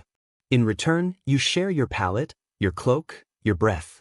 Together, you endure the cold stone and the prowling night, proving that sometimes the simplest companions, faithful, four-legged, are the most effective defense against freezing in a medieval castle. As the night deepens, the dog's steady warmth fades, and your thoughts drift to the seasons themselves. Life within a castle was not a perpetual winter. Warmth and cold cycled with the year. Guards constantly adapted, adjusting their sleep, clothing, and even meals according to the calendar. Winter and summer routines shaped nearly every aspect of guard life, from bedding thickness to the timing and length of night watches. In winter, survival consumed every thought. Extra wool layers, doubled cloaks, braziers carried into chambers, and bedding stuffed thick with straw were essential to avoid frostbite. Men slept in communal heaps, dogs pressed to their sides, and food rich in fat and salt fueled their bodies through long, dark hours. Nights stretched endlessly, demanding stricter watch rotations and constant discipline. Summer, however, brought a complete shift. Guards shed layers, sometimes sleeping in nothing but a tunic. Cloaks were discarded, braziers unnecessary. Hearths burned low, and curtains were drawn not to block drafts but to keep flies at bay. Imagine lying in the same guard room where frost once coated the walls, now sweltering from heat trapped in stone. Straw bedding is too warm, and you long for the sharp bite of winter air. Records note an interesting practice. In summer, guards often moved bedding to the battlements or courtyards to enjoy cooler night breezes. Picture soldiers stretched along a parapet, cloaks beneath them, stars overhead. Stone remained hard, but open air offered relief. Risks, rain, dew, or enemy arrows were real, yet many preferred it to suffocating indoors. Scholars debate which season was harsher. Winter's bitter cold threatened life and drained strength, while summer fatigue, short nights, and swarms of insects made rest scarce. Each season tested health differently, offering no true ease. The sensory contrast is striking. Winter mornings brought frost underfoot, misted breath, and stiff cloaks. Summer mornings brought sweat, damp straw, and heavy air filled with the scent of crowded bodies. Mosquitoes buzzed near ears, forcing restless shifting, yet comfort remained elusive. Rations mirrored the seasons. Winter meals were heavy, salted meats, grains, and preserved foods to maintain body heat. Summer offered fresh vegetables and fruits, lighter meals that aided digestion but did little against the heat. A bowl of cold peas before sleep felt very different from steaming porridge shared in January. Bedding rituals also shifted. Winter required thick straw, furs, and layered cloaks. Summer called for thinner bedding or mats of woven reeds that breathed better but harbored insects. Some guards even slept with damp cloths over their heads, a primitive cooling method that carried the risk of chills. The same men who cursed winter drafts prayed for them in summer. Superstition colored each season. Winter nights were thought to harbor more spirits, prompting prayers against frost and phantoms alike. Summer fears focused on disease, as stagnant air from marshes was believed to seep into sleeping bodies. Sleeping on open ramparts cooled the body but was rumored to invite fevers. Now imagine the cycle. Winter, icy stone, piled cloaks, bodies pressed close, fire crackling. Summer, warm stone, discarded cloaks, men sprawling in open air, flies buzzing in moonlight. Seasons rolled on, and guards constantly adapted, never fully comfortable, always seeking survival in a world where the weather itself was a foe. Tonight, winter still dominates your senses. Your cloak is snug, the dog presses close, the brazier glows faintly. Months from now, this same chamber will stifle, and you will long for the cold that now seems merciless. This harsh, unrelenting rhythm is the heartbeat of medieval guard life. Your thoughts drift beyond the castle walls to peasants in their huts. Comparing peasants with knights on frozen vigils highlights how survival varied yet often mirrored across social classes. Rural cottages were humble but warm, castles grand but cold. Guards often envied smoky little cottages where heat clung efficiently to mud walls, unlike the vast stone towers that trapped damp chill. Peasants slept near central hearths, often in single-room structures with smoke escaping through a roof hole. Families slept together in heaps of blankets, furs, and straw, sometimes bringing animals indoors for extra warmth. Unlike castle guards, peasants rarely endured bone-deep chill. Accounts reveal another detail: peasants used body heat strategically. Children slept in the center, parents flanking them, and sometimes a piglet or goat kid joined under the blankets, not for affection but warmth. Imagine the snorts and rustles in darkness, a living quilt of family and animals, far more intimate than the rigid formality of castle life. Specialists remain divided: which was harsher, peasant huts or castle chambers? The debate continues. Some historians argue that peasants endured constant smoke, damp floors, and lice, which made their lives no warmer in reality.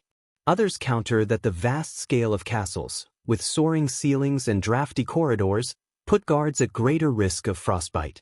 The debate continues, as both environments were harsh, though in different ways. Consider the sensory contrast. In a peasant hut, the central fire crackles, family members cough, and animals shuffle against the walls. The air is heavy with smoke and the scent of dung, yet it clings warmly to the skin. In a castle, wind whistles through arrow slits, frost hisses faintly, and guards stir restlessly in sleep. The air is clearer but bites with cold, stealing warmth with every breath. This comparison weighed on guards. Some raised in villages admitted they preferred their mothers' smoky cottages to the grand towers of lords.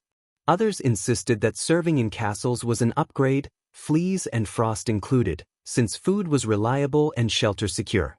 Both views hold truth. Peasants faced hunger more often, while guards endured more cold. A curious note from the 13th century shows this contrast. When garrisons were dismissed in spring, some guards took bedding home, praising its thickness compared to cottage straw. Peasants laughed, replying, "What is thick without fire?" This small exchange captures the essence. Castles had gear, peasants had warmth. Symbolic differences were clear too. Straw in a hut was personal, replaced each season, scented with herbs. Straw in a guardroom was communal, musty, flattened by boots. A peasant smelled lavender and thyme, a guard smelled sweat and damp wool. Same materials, entirely different atmosphere. Imagine slipping from a castle guardroom into a peasant hut. You duck under a low lintel, eyes stinging from smoke. Heat presses in from the central fire. Children giggle under a heap of blankets, their cheeks rosy. A pig shifts in the straw near the door.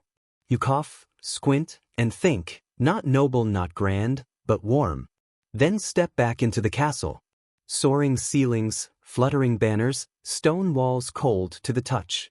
You shiver, realizing grandeur often sacrifices comfort.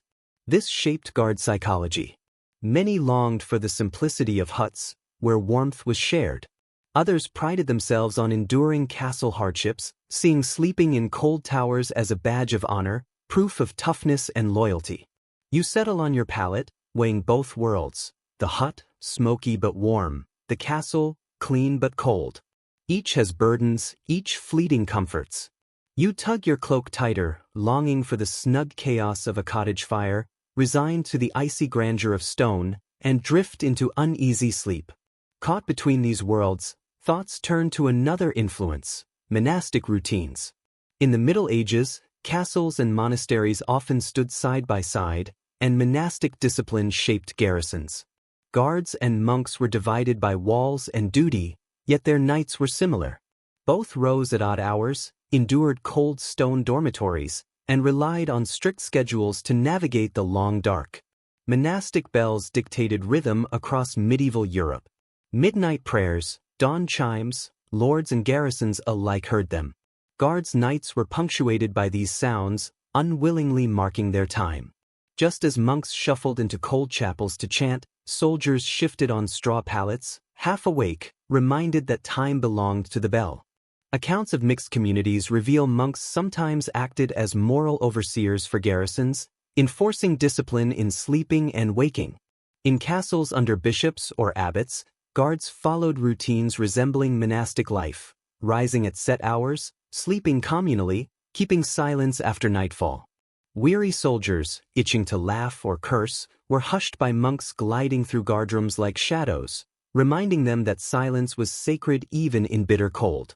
Specialists debate the extent of monastic influence on secular castles. Some argue the overlap was profound, citing lords borrowing monastic discipline to maintain order. Others claim soldiers followed a rougher, survival-focused code. Evidence is mixed, but parallels are undeniable. Both monks and guards battled sleep, hunger, and frost, guided by routine. Imagine a monastic dormitory. Dozens lie side by side on pallets, no fires for fear of indulgence. Breath is visible in the cold dark. Silence broken only by coughs or rustling cloth. Castle guards experienced nearly the same: rows of men on straw, cloaks pulled tight, forbidden fires risking punishment. Silence heavy, broken only by wind through arrow slits. In both, men prayed, monks with psalms, guards with muttered charms against the cold. Oddly, some monastic practices trickled into guard culture. Sleeping with fewer blankets was thought to toughen the spirit, a form of holy endurance. Certain commanders echoed this, warning men not to grow soft under too many furs. Half frozen on straw, soldiers grumbled, yet saw their hardship as virtuous. Both monks and guards woke in intervals, monks for midnight prayers, guards for rotating shifts. Sleep was never whole, always broken by duty. The result: men stumbling through dark halls, eyes heavy, minds dulled, bodies aching. Both knew the twilight state of half sleep, half prayer, half watch. Sensory details sharpened the parallels: icy stone under bare feet, musty communal bedding, muffled snoring, candlelight flickering in drafts. In cloister or castle, these bound men in shared endurance. Superstition reinforced it. Monks warned of demons prowling at night, guards muttered the same, fearing frost or spies. Both relied on strict routines as protection against unseen dangers. Close your eyes and picture yourself in a castle guard room. Faint bells toll from a distant monastery, their low, haunting sound drifting through the night, a reminder that others, too, are awake and shivering in stone halls. You pull your cloak tighter, whisper a childhood prayer, and let the rhythm of the bells steady you. In the darkness, the line between soldier and monk blurs. Both live by discipline, both sleep uneasily, both seek warmth in cold stone. Tonight, you are grateful simply for the rhythm itself. The tolling bells may wake you, the routines may grind you, yet they also give form to the endless night. Without them, you would drift, lost in cold and silence. With them, you endure, step by step, hour by hour, until dawn light slips through arrow slits and the long night finally loosens its grip. As the monastery bells fade, Another sound creeps into the guard room, less tangible, more unsettling. The wind moans through arrow slits, the brazier dies to ash, and men begin whispering stories. In the medieval imagination, cold was more than weather. It was alive, inhabited by spirits, demons, or the restless dead. Comrades muttered of frost demons sneaking through cracks or of drowned souls drifting on winter winds. Superstition was a comfort and a fear, as real as the straw and fur that shielded men from the cold. Across Europe, chronicles note villagers staying indoors after dusk, muttering charms at windows to ward off spirits. Guards had no such refuge. For them, every icy gust could carry more than chill. It could be the breath of something watching. A guard, curled beneath his cloak, might whisper a prayer against frost, believing it to be more than cold. Some soldiers claimed that frost on eyelashes meant a ghost had brushed your face, or frozen hands meant the dead had touched you. Imagine waking in a stone tower, stiff fingers, breath fogging, a comrade staring wide-eyed, insisting a spirit had visited. Whether laughed at or feared, these superstitions sank deep. Scholars debate their weight. Did men truly fear spirits nightly, or were such stories half-jokes, ways to give misery shape? Likely both were true, laughter by the brazier, prayers in the dark. Frost numbed the senses, and the line between jest and faith blurred. Picture the guard room filled with such tales. Men huddle close, cloaks drawn, recounting strange noises, pale figures glimpsed on battlements, or dogs growling at shadows no human sees. Sparks fly from the brazier, punctuating each story. A draft slithers through the arrow slit, eyes dart. Then someone coughs or jokes, breaking the tension, yet unease remains. The night is vivid, every creak of stone, whistle of wind, metallic tang in the air. Your heart jumps when the dog growls into shadows. You know it is likely nothing, yet your fingers clench, and a faint childhood charm is muttered. The night feels heavier, as if unseen eyes peer through the walls. In some garrisons, curious rituals emerged. Guards spat into the brazier, believing it kept spirits away. Others crossed swords over doorways, confident no ghost could pass. A few carried charms, bones, carved wood, or knotted strings tucked under pillows. Archaeologists have found such talismans in castle ruins, proving these practices were more than idle talk. Yet superstition was not purely fearful. Some believed cold winds carried blessings, dreams in frost were truer, visions of fate. These hopeful interpretations gave men something to cling to, turning harsh winters into signs of destiny. Imagine yourself caught between fear and comfort, the chamber dim, shadows thick, fire dying. A comrade whispers of ghosts, another laughs but tightens his cloak. The dog shifts uneasily. You breathe slowly, convincing yourself it's just wind and cold, yet you whisper a prayer, because the frost sometimes feels too cruel to be mere weather. As sleep creeps in, the stories coil in your dreams, figures walking stone corridors, breath colder than wind, lingering touches on skin. You stir, shiver, clutch the dog closer.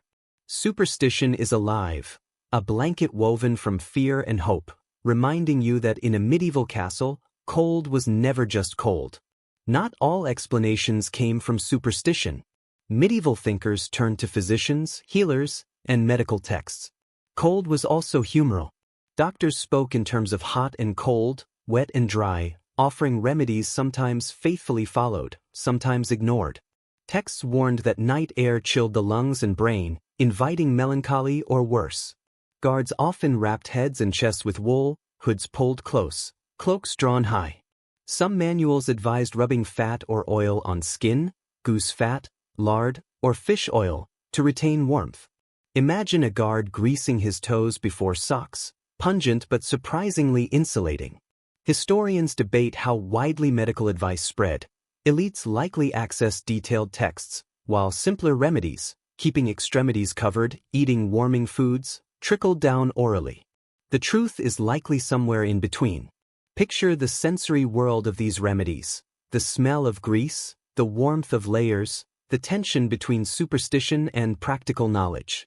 The night continues, shaped by stories, rituals, and simple human endurance. Every chill, every shadow, Every flicker of fire reminds you, medieval cold was never just a temperature. It was fear, it was hope, it was life in stone, and it was experienced step by step, hour by hour, under the endless night. A guard rubs oil into his hands, the slick sheen catching the faint glow of firelight. Another sips hot wine steeped with cinnamon, its aroma rich and foreign. A third chews garlic cloves, murmuring that physicians praised it as a warming food. The chamber fills with an odd mix of scents, smoke, sweat, grease, spice, and pungent herbs. The air feels heavier, but the men swear it protects them from the night's harsh cold. Medical advice often overlapped with diet. Physicians urged men to eat hot foods, onions, mustard, and pepper before bed to stoke their internal heat. Guards followed the guidance when they could, tossing spices into simple stews. After such meals, the guard rooms smelled sharply of onion and pepper, enough to sting the eyes. Yet the men laughed through the discomfort, convinced it would make them sleep warmer. Posture was another concern. Some healers recommended not sleeping flat on cold floors, suggesting a slight upright position to avoid chest chill. Guards without beds leaned against walls, cloaks wrapped tightly, heads tilted onto shoulders. Sleep was poor, but perhaps mornings brought less stiffness. Whether effective or not, the practice spread widely, shaping how men rested in darkness. One unusual note from a 15th-century physician advised soldiers to keep a live chicken under the bed, believing its warmth drew cold from the body. Whether anyone followed this advice is uncertain, but one can imagine a puzzled soldier curled on straw with a clucking chicken beneath him, both enduring the night together. The sensory experience of these remedies layered onto nightly routines. Oils made bedding sticky. Spices burned in throats and noses. Strong-smelling herbs hung in pouches above palates, thought to purify the air. A guard beneath such charms would breathe the sharp scent of sage or rosemary all night, half comforted, half annoyed, yet convinced of protection. Even water was suspect. Physicians warned against cold drinks at night, claiming they weakened the stomach's fire. Guards sipped warmed ale or thin broth instead, weary but trusting the advice they barely understood.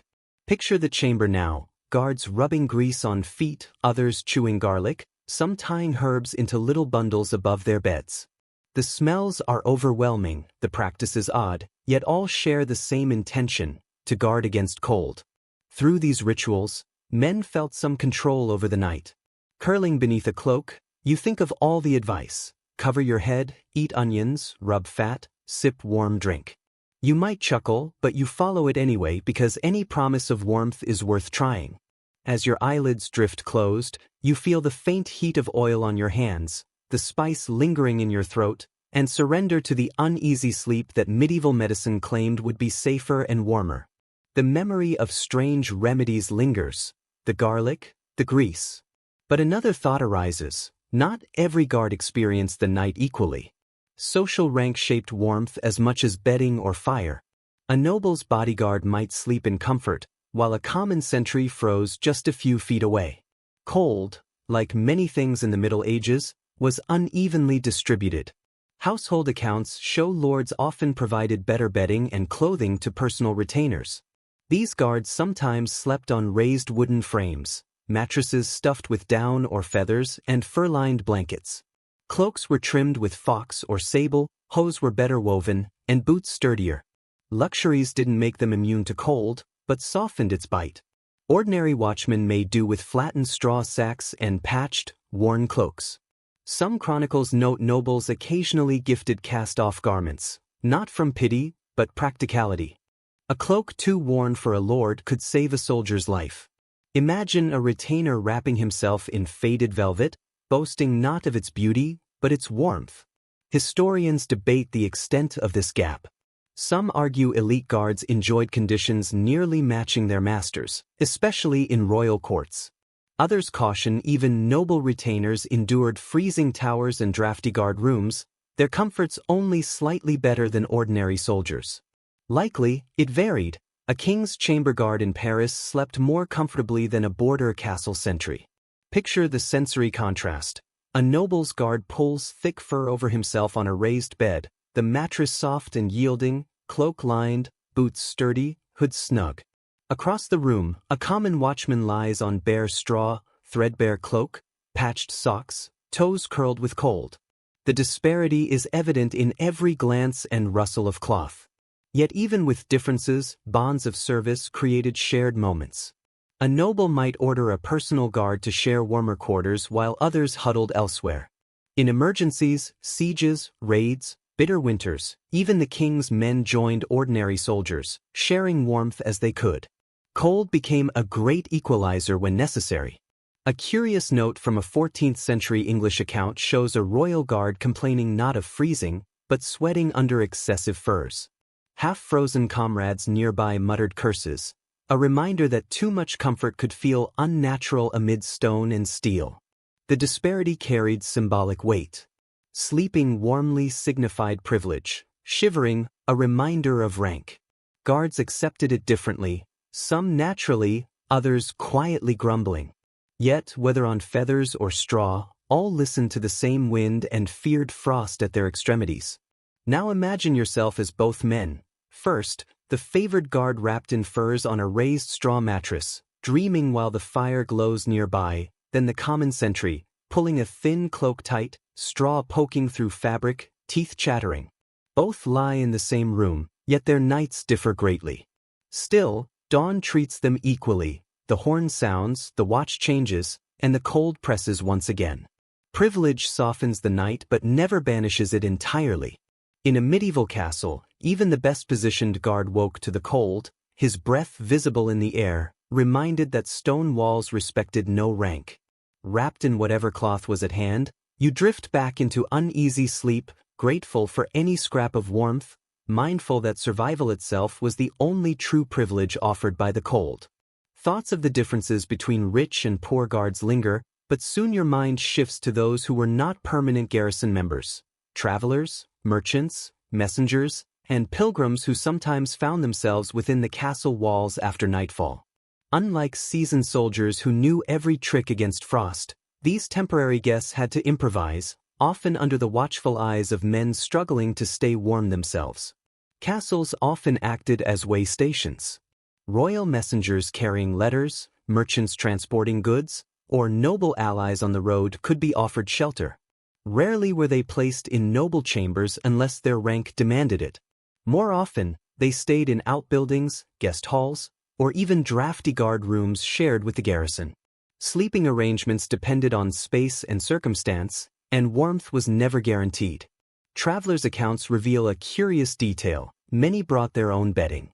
A merchant might unroll a wool blanket from his pack. A pilgrim might spread a cloak stiff with road dust.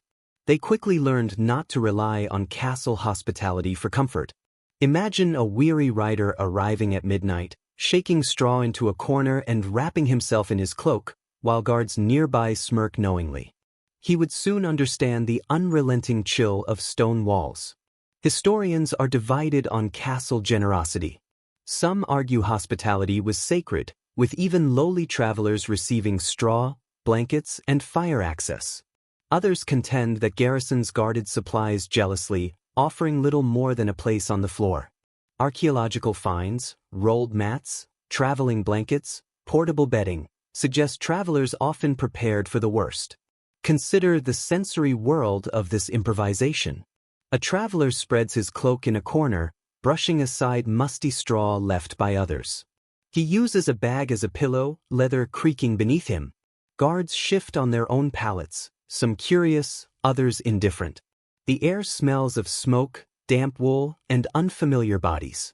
He shivers, unused to the chill of stone, curling tighter beneath his thin covering. Some guests sought warmth near the guards' fires. Messengers sometimes slipped coins to soldiers in exchange for a spot near the brazier.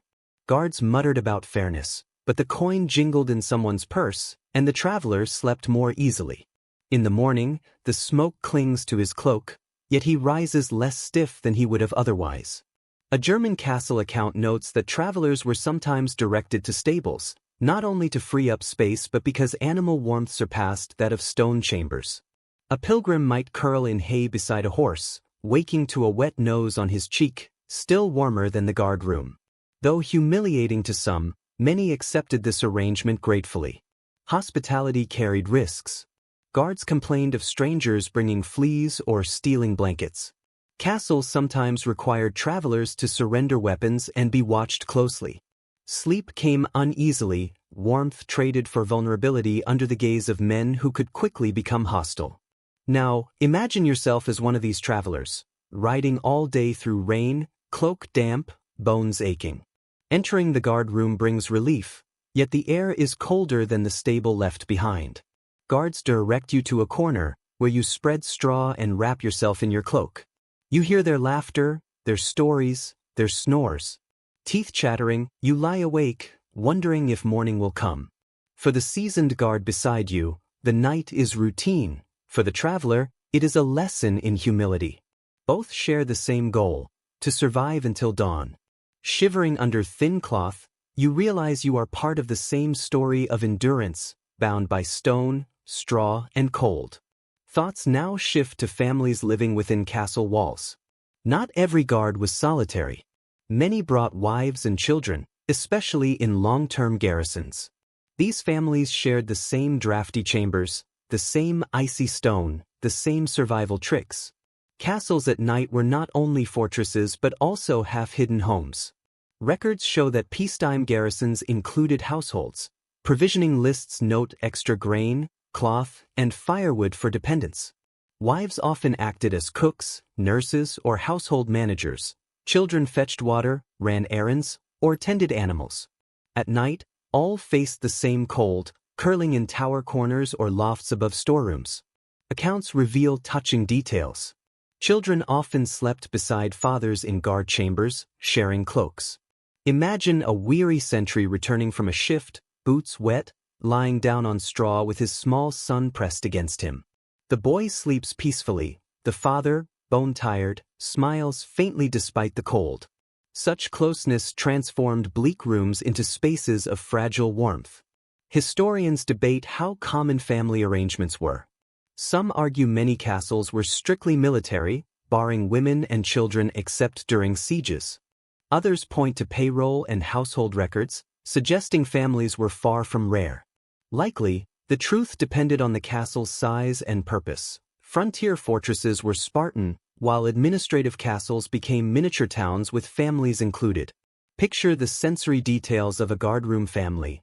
A mother mends socks near a brazier, the smell of singed wool drifting in the air. Children tumble onto straw piles, giggling until hushed. A guard dozes in a corner while his wife pulls a cloak over him.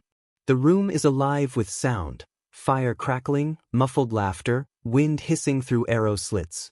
Smells mingle, smoke, sweat, milk from a nearby goat, and earthy straw. In one French castle account, children were issued watered ale to help them sleep in the cold. Imagine a drowsy child sipping the thin ale, curling against her mother, warmth rising in her cheeks, eyelids drooping as the wind howls outside. Even the smallest shared in garrison life. For women, the battle with cold was no less intense. Many worked bundled in layers, skirts dragging through damp rushes, enduring the same hardships as the men around them. At night, families did everything they could to shield their children from the cold, layering cloaks, patching bedding with strips of their own garments, or whispering charms against frostbite. Some relied on faith, others on small rituals, all attempting to carve pockets of warmth where none naturally existed. The presence of families also changed the mindset of guards. A soldier lying beside his wife and children felt a responsibility beyond himself. Misery alone could be endured, but seeing a child shiver made the cold feel far harsher. Yet it also strengthened bonds. Guards with families often shared fuel or food with those without, recognizing the greater burden some carried. Superstitions surrounded children in particular. Many believed young ones attracted spirits of cold or illness more easily, placing charms beneath bedding, iron, sprigs of rosemary, or carved wooden crosses. Whether these items truly worked or not, they gave parents comfort in a world where medical remedies were limited. Now, picture such a night. You are not alone in the guard room. The quiet chorus of a family's breathing fills the space. A child murmurs in sleep.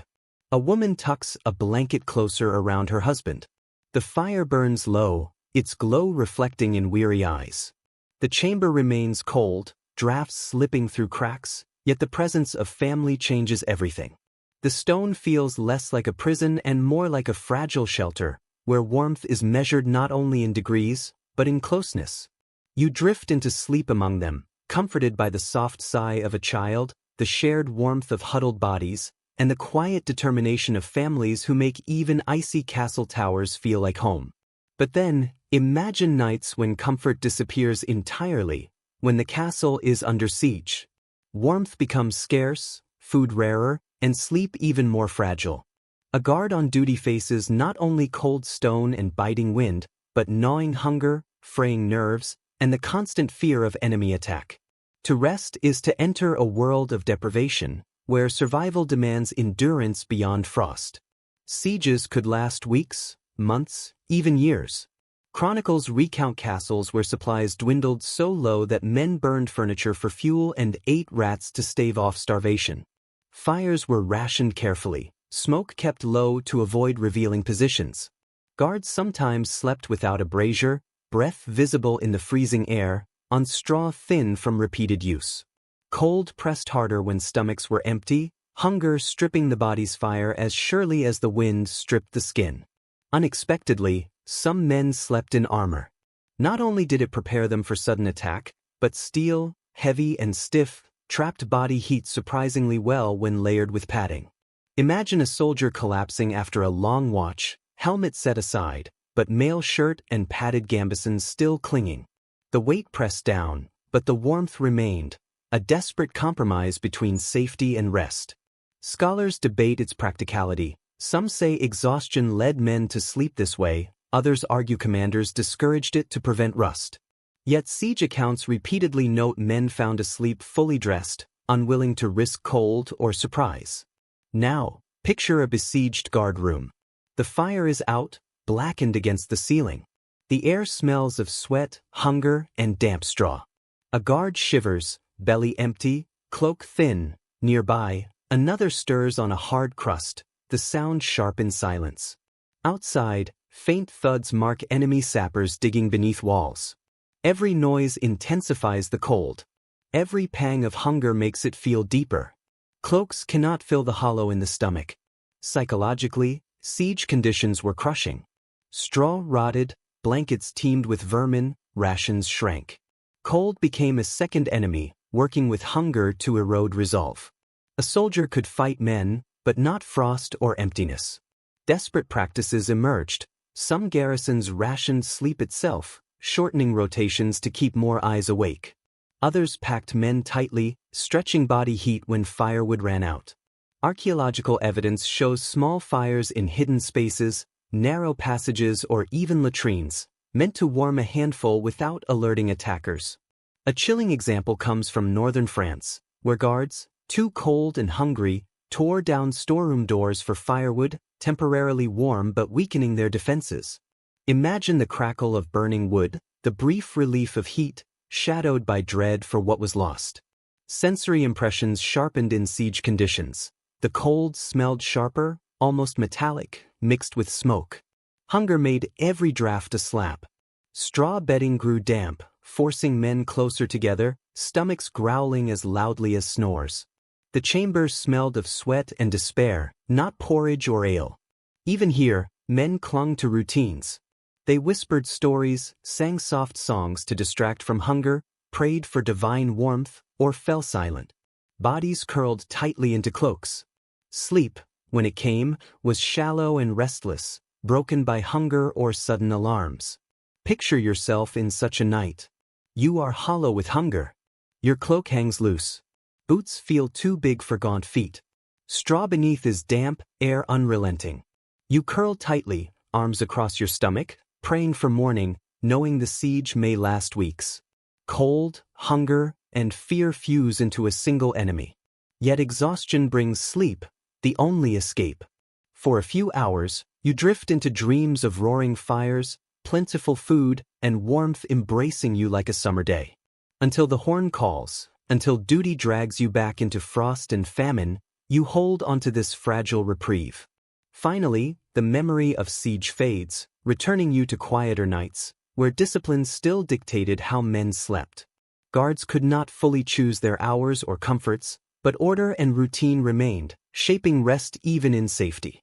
They lived according to rules, some written in formal ordinances, others enforced by custom. Even in their most private moments of rest, authority imposed itself like another layer of covering, sometimes protective, sometimes oppressive. Historical records confirm that many castles operated under strict garrison regulations, whether written or simply understood. Captains of the guard assigned watches, inspected fires, and ensured bedding was correctly arranged. Men were often forbidden to move braziers freely, to prevent sparks from igniting straw. Some rules even dictated when cloaks could be issued and how many layers a soldier could retain. Sleep, like waking, was governed by command. A particularly curious detail emerges from surviving regulations: punishments for sleeping at the wrong time. A sentry abandoning his post to nap in the guardroom risked flogging, branding, or worse. Even communal rest was cautious. Guards were expected to wake at bell tolls, rise when ordered, and relinquish warmth immediately when duty demanded it. Imagine drifting off, only to be shaken awake by a captain's boot, the threat of the lash hanging over you for the faintest groan.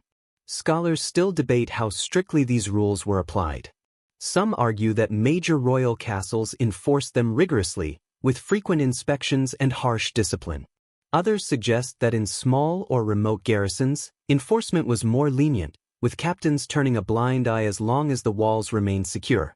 Likely, both are true. The law's letter loomed, but its execution bent to circumstance. Consider the sensory experience of a disciplined guardroom. Fires burned low but steady, regulated to prevent hazards. Men lay in assigned rows, cloaks pulled over them. The air smelled faintly of smoke, oil, and armor. The captain's steps echoed, sword clinking, a reminder not to sleep too deeply. Even in rest, hierarchy persisted. Accounts contain moments of grim humor. Guards caught dozing faced humiliating penances. One chronicle describes barefoot men carrying buckets of cold water through the courtyard, a punishment that left them colder than before, yet reinforced the lesson. Others lost ale rations, which was significant. Warmth was measured not only in wool and fire, but also in drink. Discipline extended to bedding itself. Some castles provided communal straw at intervals. Others required men to gather and replace it themselves. Straw was rationed, measured, and inspected. Guards joked about being treated like livestock, but neglect meant vermin, damp, or disease. Discipline had psychological value. Though men resented being woken for their shifts, the predictability reassured them that others would rise when their turn ended. Orderly fires and neatly aligned bedding gave a sense of control against the chaos of cold. Even superstition played a role. Some captains required men to cross themselves or say a short prayer. Others forbade dice games, claiming they invited spirits. Whether faith-driven or disciplinary, such rituals reinforced the sense of protection, not only by walls but by rules themselves. Now, imagine a night in such a castle. You lie in your assigned place, straw rustling beneath, cloak drawn tight. The brazier's glow is small but steady, carefully rationed. You hear the captain's boots fade as he departs, the door closing with a heavy thud. Around you, comrades shift quietly, none daring to complain. Rules hold the night together. You breathe slowly, surrendering to sleep, grateful for order even as you resent its weight. Discipline did not banish the cold, but it structured survival. Without it, fires might blaze too high, men oversleep, and posts stand empty. With it, life was harsher, but steadier, the castle safer. Even sleep was a duty, carried out under the watchful eyes of stone. The image of captains pacing fades, and attention turns to the architecture itself.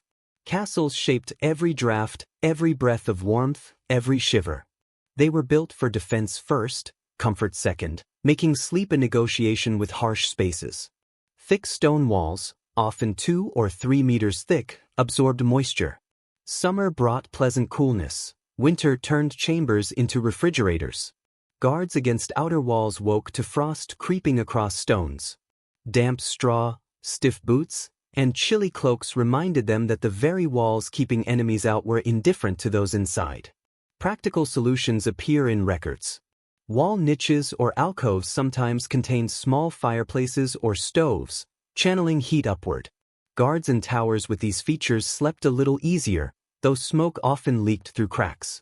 Imagine curling on straw, feeling the warmth radiate from stone, brief but welcome. Scholars debate whether these features were meant for comfort or purely structural, intended to heat lordly chambers above. Either way, soot-stained niches and scorched bricks reveal that warmth sometimes reached even the humblest rooms. The sensory environment of a castle at night was stark. Wind whistled through arrow slits, wooden shutters creaked in storms, ceilings soared high, letting precious heat escape. Damp mortar, mildew, and straw mixed into a pungent atmosphere. Guards shifted, pulling cloaks tighter, while the castle itself seemed alive, breathing cold through cracks. Curious adaptations arose. Guards stuffed rags or moss into arrow slits, though captains scolded them for reducing visibility. Spare shields or cloaks were hung over openings. Wooden paneling was added along lower walls, warped and dark with age, yet insulating against damp. Scandinavian castles sometimes had sleeping platforms built directly into wall thickness, alcove-like bunks enclosed on three sides by stone. These trapped body heat effectively, despite condensation. Imagine sliding into such a stone nook, straw beneath you, cloak drawn tight, warmth building in the small cavity until it felt almost like a cave. Architecture shaped sound as much as it did space.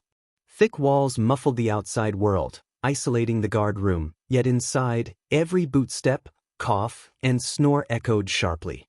Sleep was never quiet. Even a single drip from a leaking roof could ring like a drum. Stone carried sound in unpredictable ways, sometimes convincing men that whispers came from nowhere, sparking both jokes and fears of spirits. The psychology of space mattered. Vast halls intimidated, their emptiness amplifying the chill. Small chambers offered comfort despite their tightness, as body heat lingered in the air. Guards often slept piled in corners rather than spread out, not just for warmth but to shrink the surrounding void. Even a drafty corner felt more secure than the center of a great room. Superstition intertwined with stone. Some swore certain walls were colder because they were haunted, while others believed alcoves held protective spirits. Guards chose sleeping spots carefully, avoiding places where others had frozen or died, whether from fear or memory.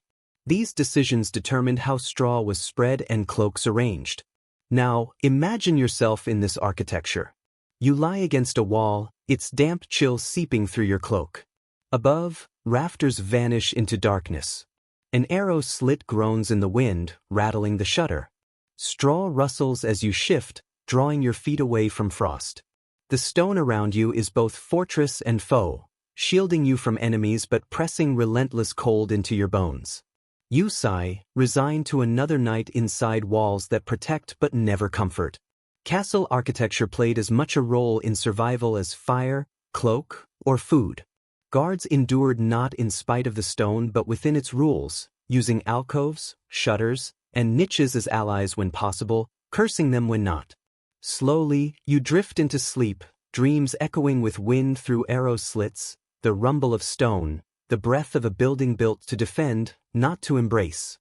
When you awaken, your thoughts shift from walls and braziers to the people beside you, the comrades sharing every bitter night. No man sleeps alone in a garrison unless punished or assigned solitary duty. Warmth, like laughter, was communal. The guard room was not just straw and cloaks but a crucible of bonds forged through shared discomfort. Chroniclers consistently note that men slept packed closely together. The reason was practical. Body heat multiplies when bodies touch. Shoulder-to-shoulder rows generated warmth no cloak could match. Some accounts describe guards lying like sardines, pressed so tightly that one's movement stirred the next.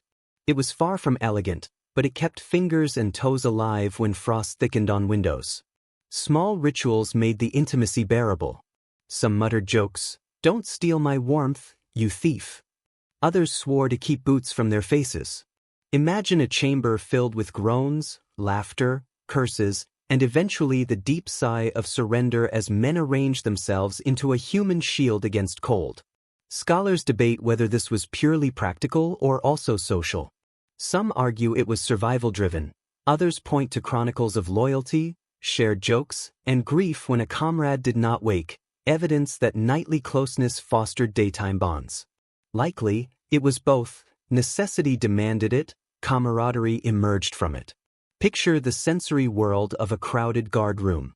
Straw rustles under dozens of bodies. Wool and sweat hang in the air. One man snores at your shoulder, another shifts behind you, pressing closer. Warmth builds unevenly, one side of you toasty, the other chilled by drafts. The room smells of breath, damp cloth, and faint smoke. Claustrophobic, yes, but life-saving. In a Burgundian garrison, soldiers softly sang as they settled, one starting, others joining until a low hum filled the room. Half awake, pressed among comrades, the chant rose and faded like bees, lulling men to sleep. Even quarrels softened in such proximity. Daytime rivals became shoulder-to-shoulder companions by night, forced into truce by the cold. A saying arose, "Stone makes enemies friends by midnight." Yet intimacy had risks. Lice and fleas spread quickly, one man's cough could sicken all. Guards joked about borrowing each other's pests, but disease was serious. Despite the risks, few chose distance. Those who slept alone in cold corners suffered sleeplessness, while their itchy but warm comrades endured. Comradeship shaped the psyche. Sleeping among fellow guards meant protection. Even deep sleep was monitored. Someone might stir at a noise, shake you awake, or share an extra fold of cloak. Cold was relentless, but solidarity made it survivable. Imagine again, you lie between two comrades, one snoring, the other muttering in dreams. Your bodies touch, warmth pools where they meet. You wrinkle your nose at the smell, grumble at the snores, but slowly relax. Drafts creep through arrow slits, yet the human barrier shields most of it. Breathing in unison, lulled by rhythm, comforted by the knowledge you are not alone. In the end, comradeship was the truest blanket. Straw rotted, fires died, cloaks tore, but men beside you endured. Together, you outlasted the night. Dreams carried warmth born not of wool or fire, but shared breath and burden. Even when sleep shifted to battlements, conditions changed. Watchmen faced exposure to the harshest elements. Drowsing here risked warmth and fragments, or death if caught. Guards were expected to stay alert. Chroniclers note punishments as harsh as execution for lapses. Yet winter nights were long, monotonous. Eyes drooped. Men leaned against merlins, slumped in turrets, crouched by parapets, cloaks drawn high. Sleep arrived regardless, fragmentary and fragile, a fleeting surrender amid vigilance. These were not long, restful sleeps, but stolen moments, fragile and fleeting. A curious pattern appears in scattered accounts. Guards often used the stone of the walls itself to ease their watch. The walls radiated cold at night but absorbed sunlight during the day. In the early evening, a sentry might press his back against sun-warmed masonry, enjoying a brief pocket of heat before darkness reclaimed it. Imagine leaning against rough stone, faintly warm beneath the chill, dozing for a few minutes before the wind takes it back. Scholars debate how common these battlement naps truly were. Some claim they were rare, risky indulgences, allowed only in quieter areas.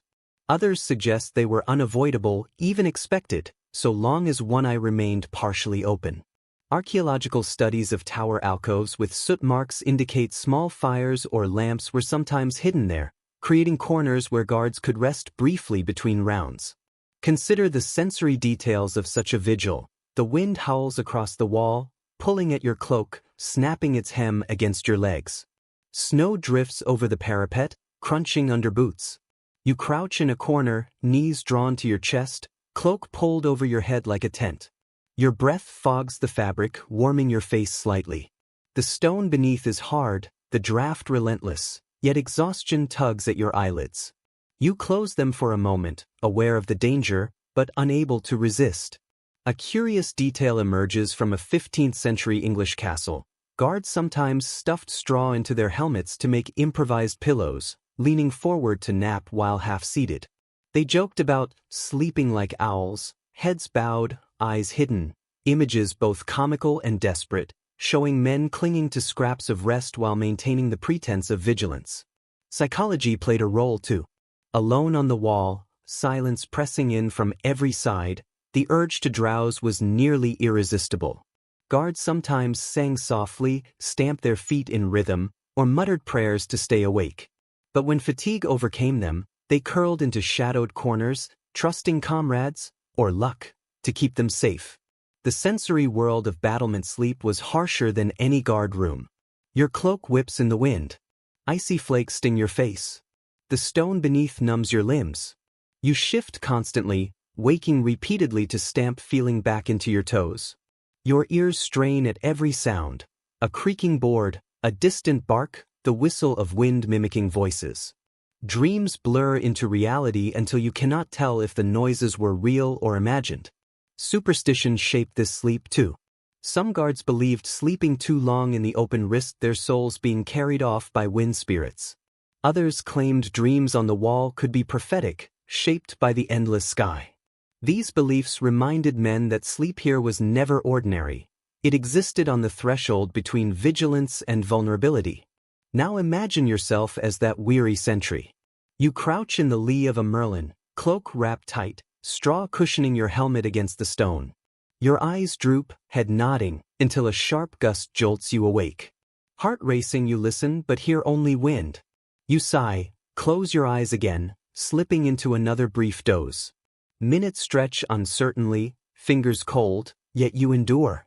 Finally, when your relief arrives, you stumble down the stairs, cloak stiff with frost, body aching, ready to collapse on straw.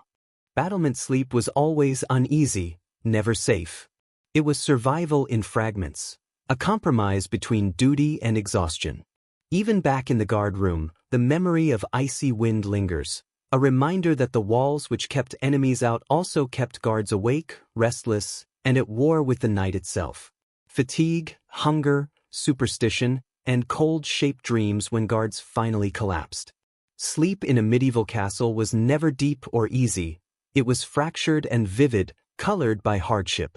Chronicles and letters note that men often recorded vivid dreams during harsh winters. Broken sleep and relentless cold left minds fragile, sharpening dreams into striking images. Some dreamed of feasts, steaming meats, and flagons of ale just out of reach. Others imagined fires blazing warmly, only to awaken with numb fingers, breath misting white. Hunger and cold wrote their own theater in the mind. Folklore adds another layer. Guards sometimes claimed their dreams warned of danger. One sentry reported dreaming of shadows scaling walls. Hours later, raiders appeared. Whether coincidence or sharpened intuition, comrades believed him, whispering that the cold opened a window to prophecy. Imagine lying on straw, shivering, waking from visions of fire or spirits, unsure whether it was dream or fever. Scholars debate the validity of these accounts. Some call them exaggerations, others argue sleep deprivation and stress heightened awareness, creating startling insights. The truth likely lies in between, dreams born partly of physiology, partly of faith and fear. Picture the sensory experience. Curled beneath a cloak, straw pricking through fabric, stomach growling, toes aching. Sleep arrives, and a dream floods in, a hall of light, warmth soaking your skin, voices laughing. You reach for food or wine, but the vision flickers. The hall crumbles, stone turning to frost, a howling wind mocking you. You wake, trembling, realizing the comfort was only imagined. A 14th-century manuscript records a guard visited in dreams by Saint Martin, who spread his cloak over him. The next morning he found himself less cold than others, swearing it was no accident. Such stories spread through garrisons, offering hope that holy figures might intervene in long nights. Dreams also reflected the intimacy of the guard room. Men pressed shoulder to shoulder, dreaming in parallel. One muttered of fire or food, another whispered the same vision later. Guards joked that dreams traveled like fleas, leaping from man to man. Beneath the humor was awe. Shared hardship created shared illusions, minds huddled as tightly as bodies. Superstition shaped interpretation. Dreams of warmth promised survival, Dreams of creeping ice signaled sickness or death. Guards whispered judgments at dawn, weighing them against the day's duties. Dreaming of family brought comfort. A black dog was a warning. The cold shaped both the visions and their meanings. Now close your eyes and picture sinking into such a dream. The wind howls outside, but inside your mind, a golden hearth roars, sparks flying, heat seeping into your bones. You reach for it, sighing in relief. Suddenly, the fire fades, replaced by frost racing across the floor, climbing walls, reaching for your skin. You wake, heart pounding, cloak clutched tight.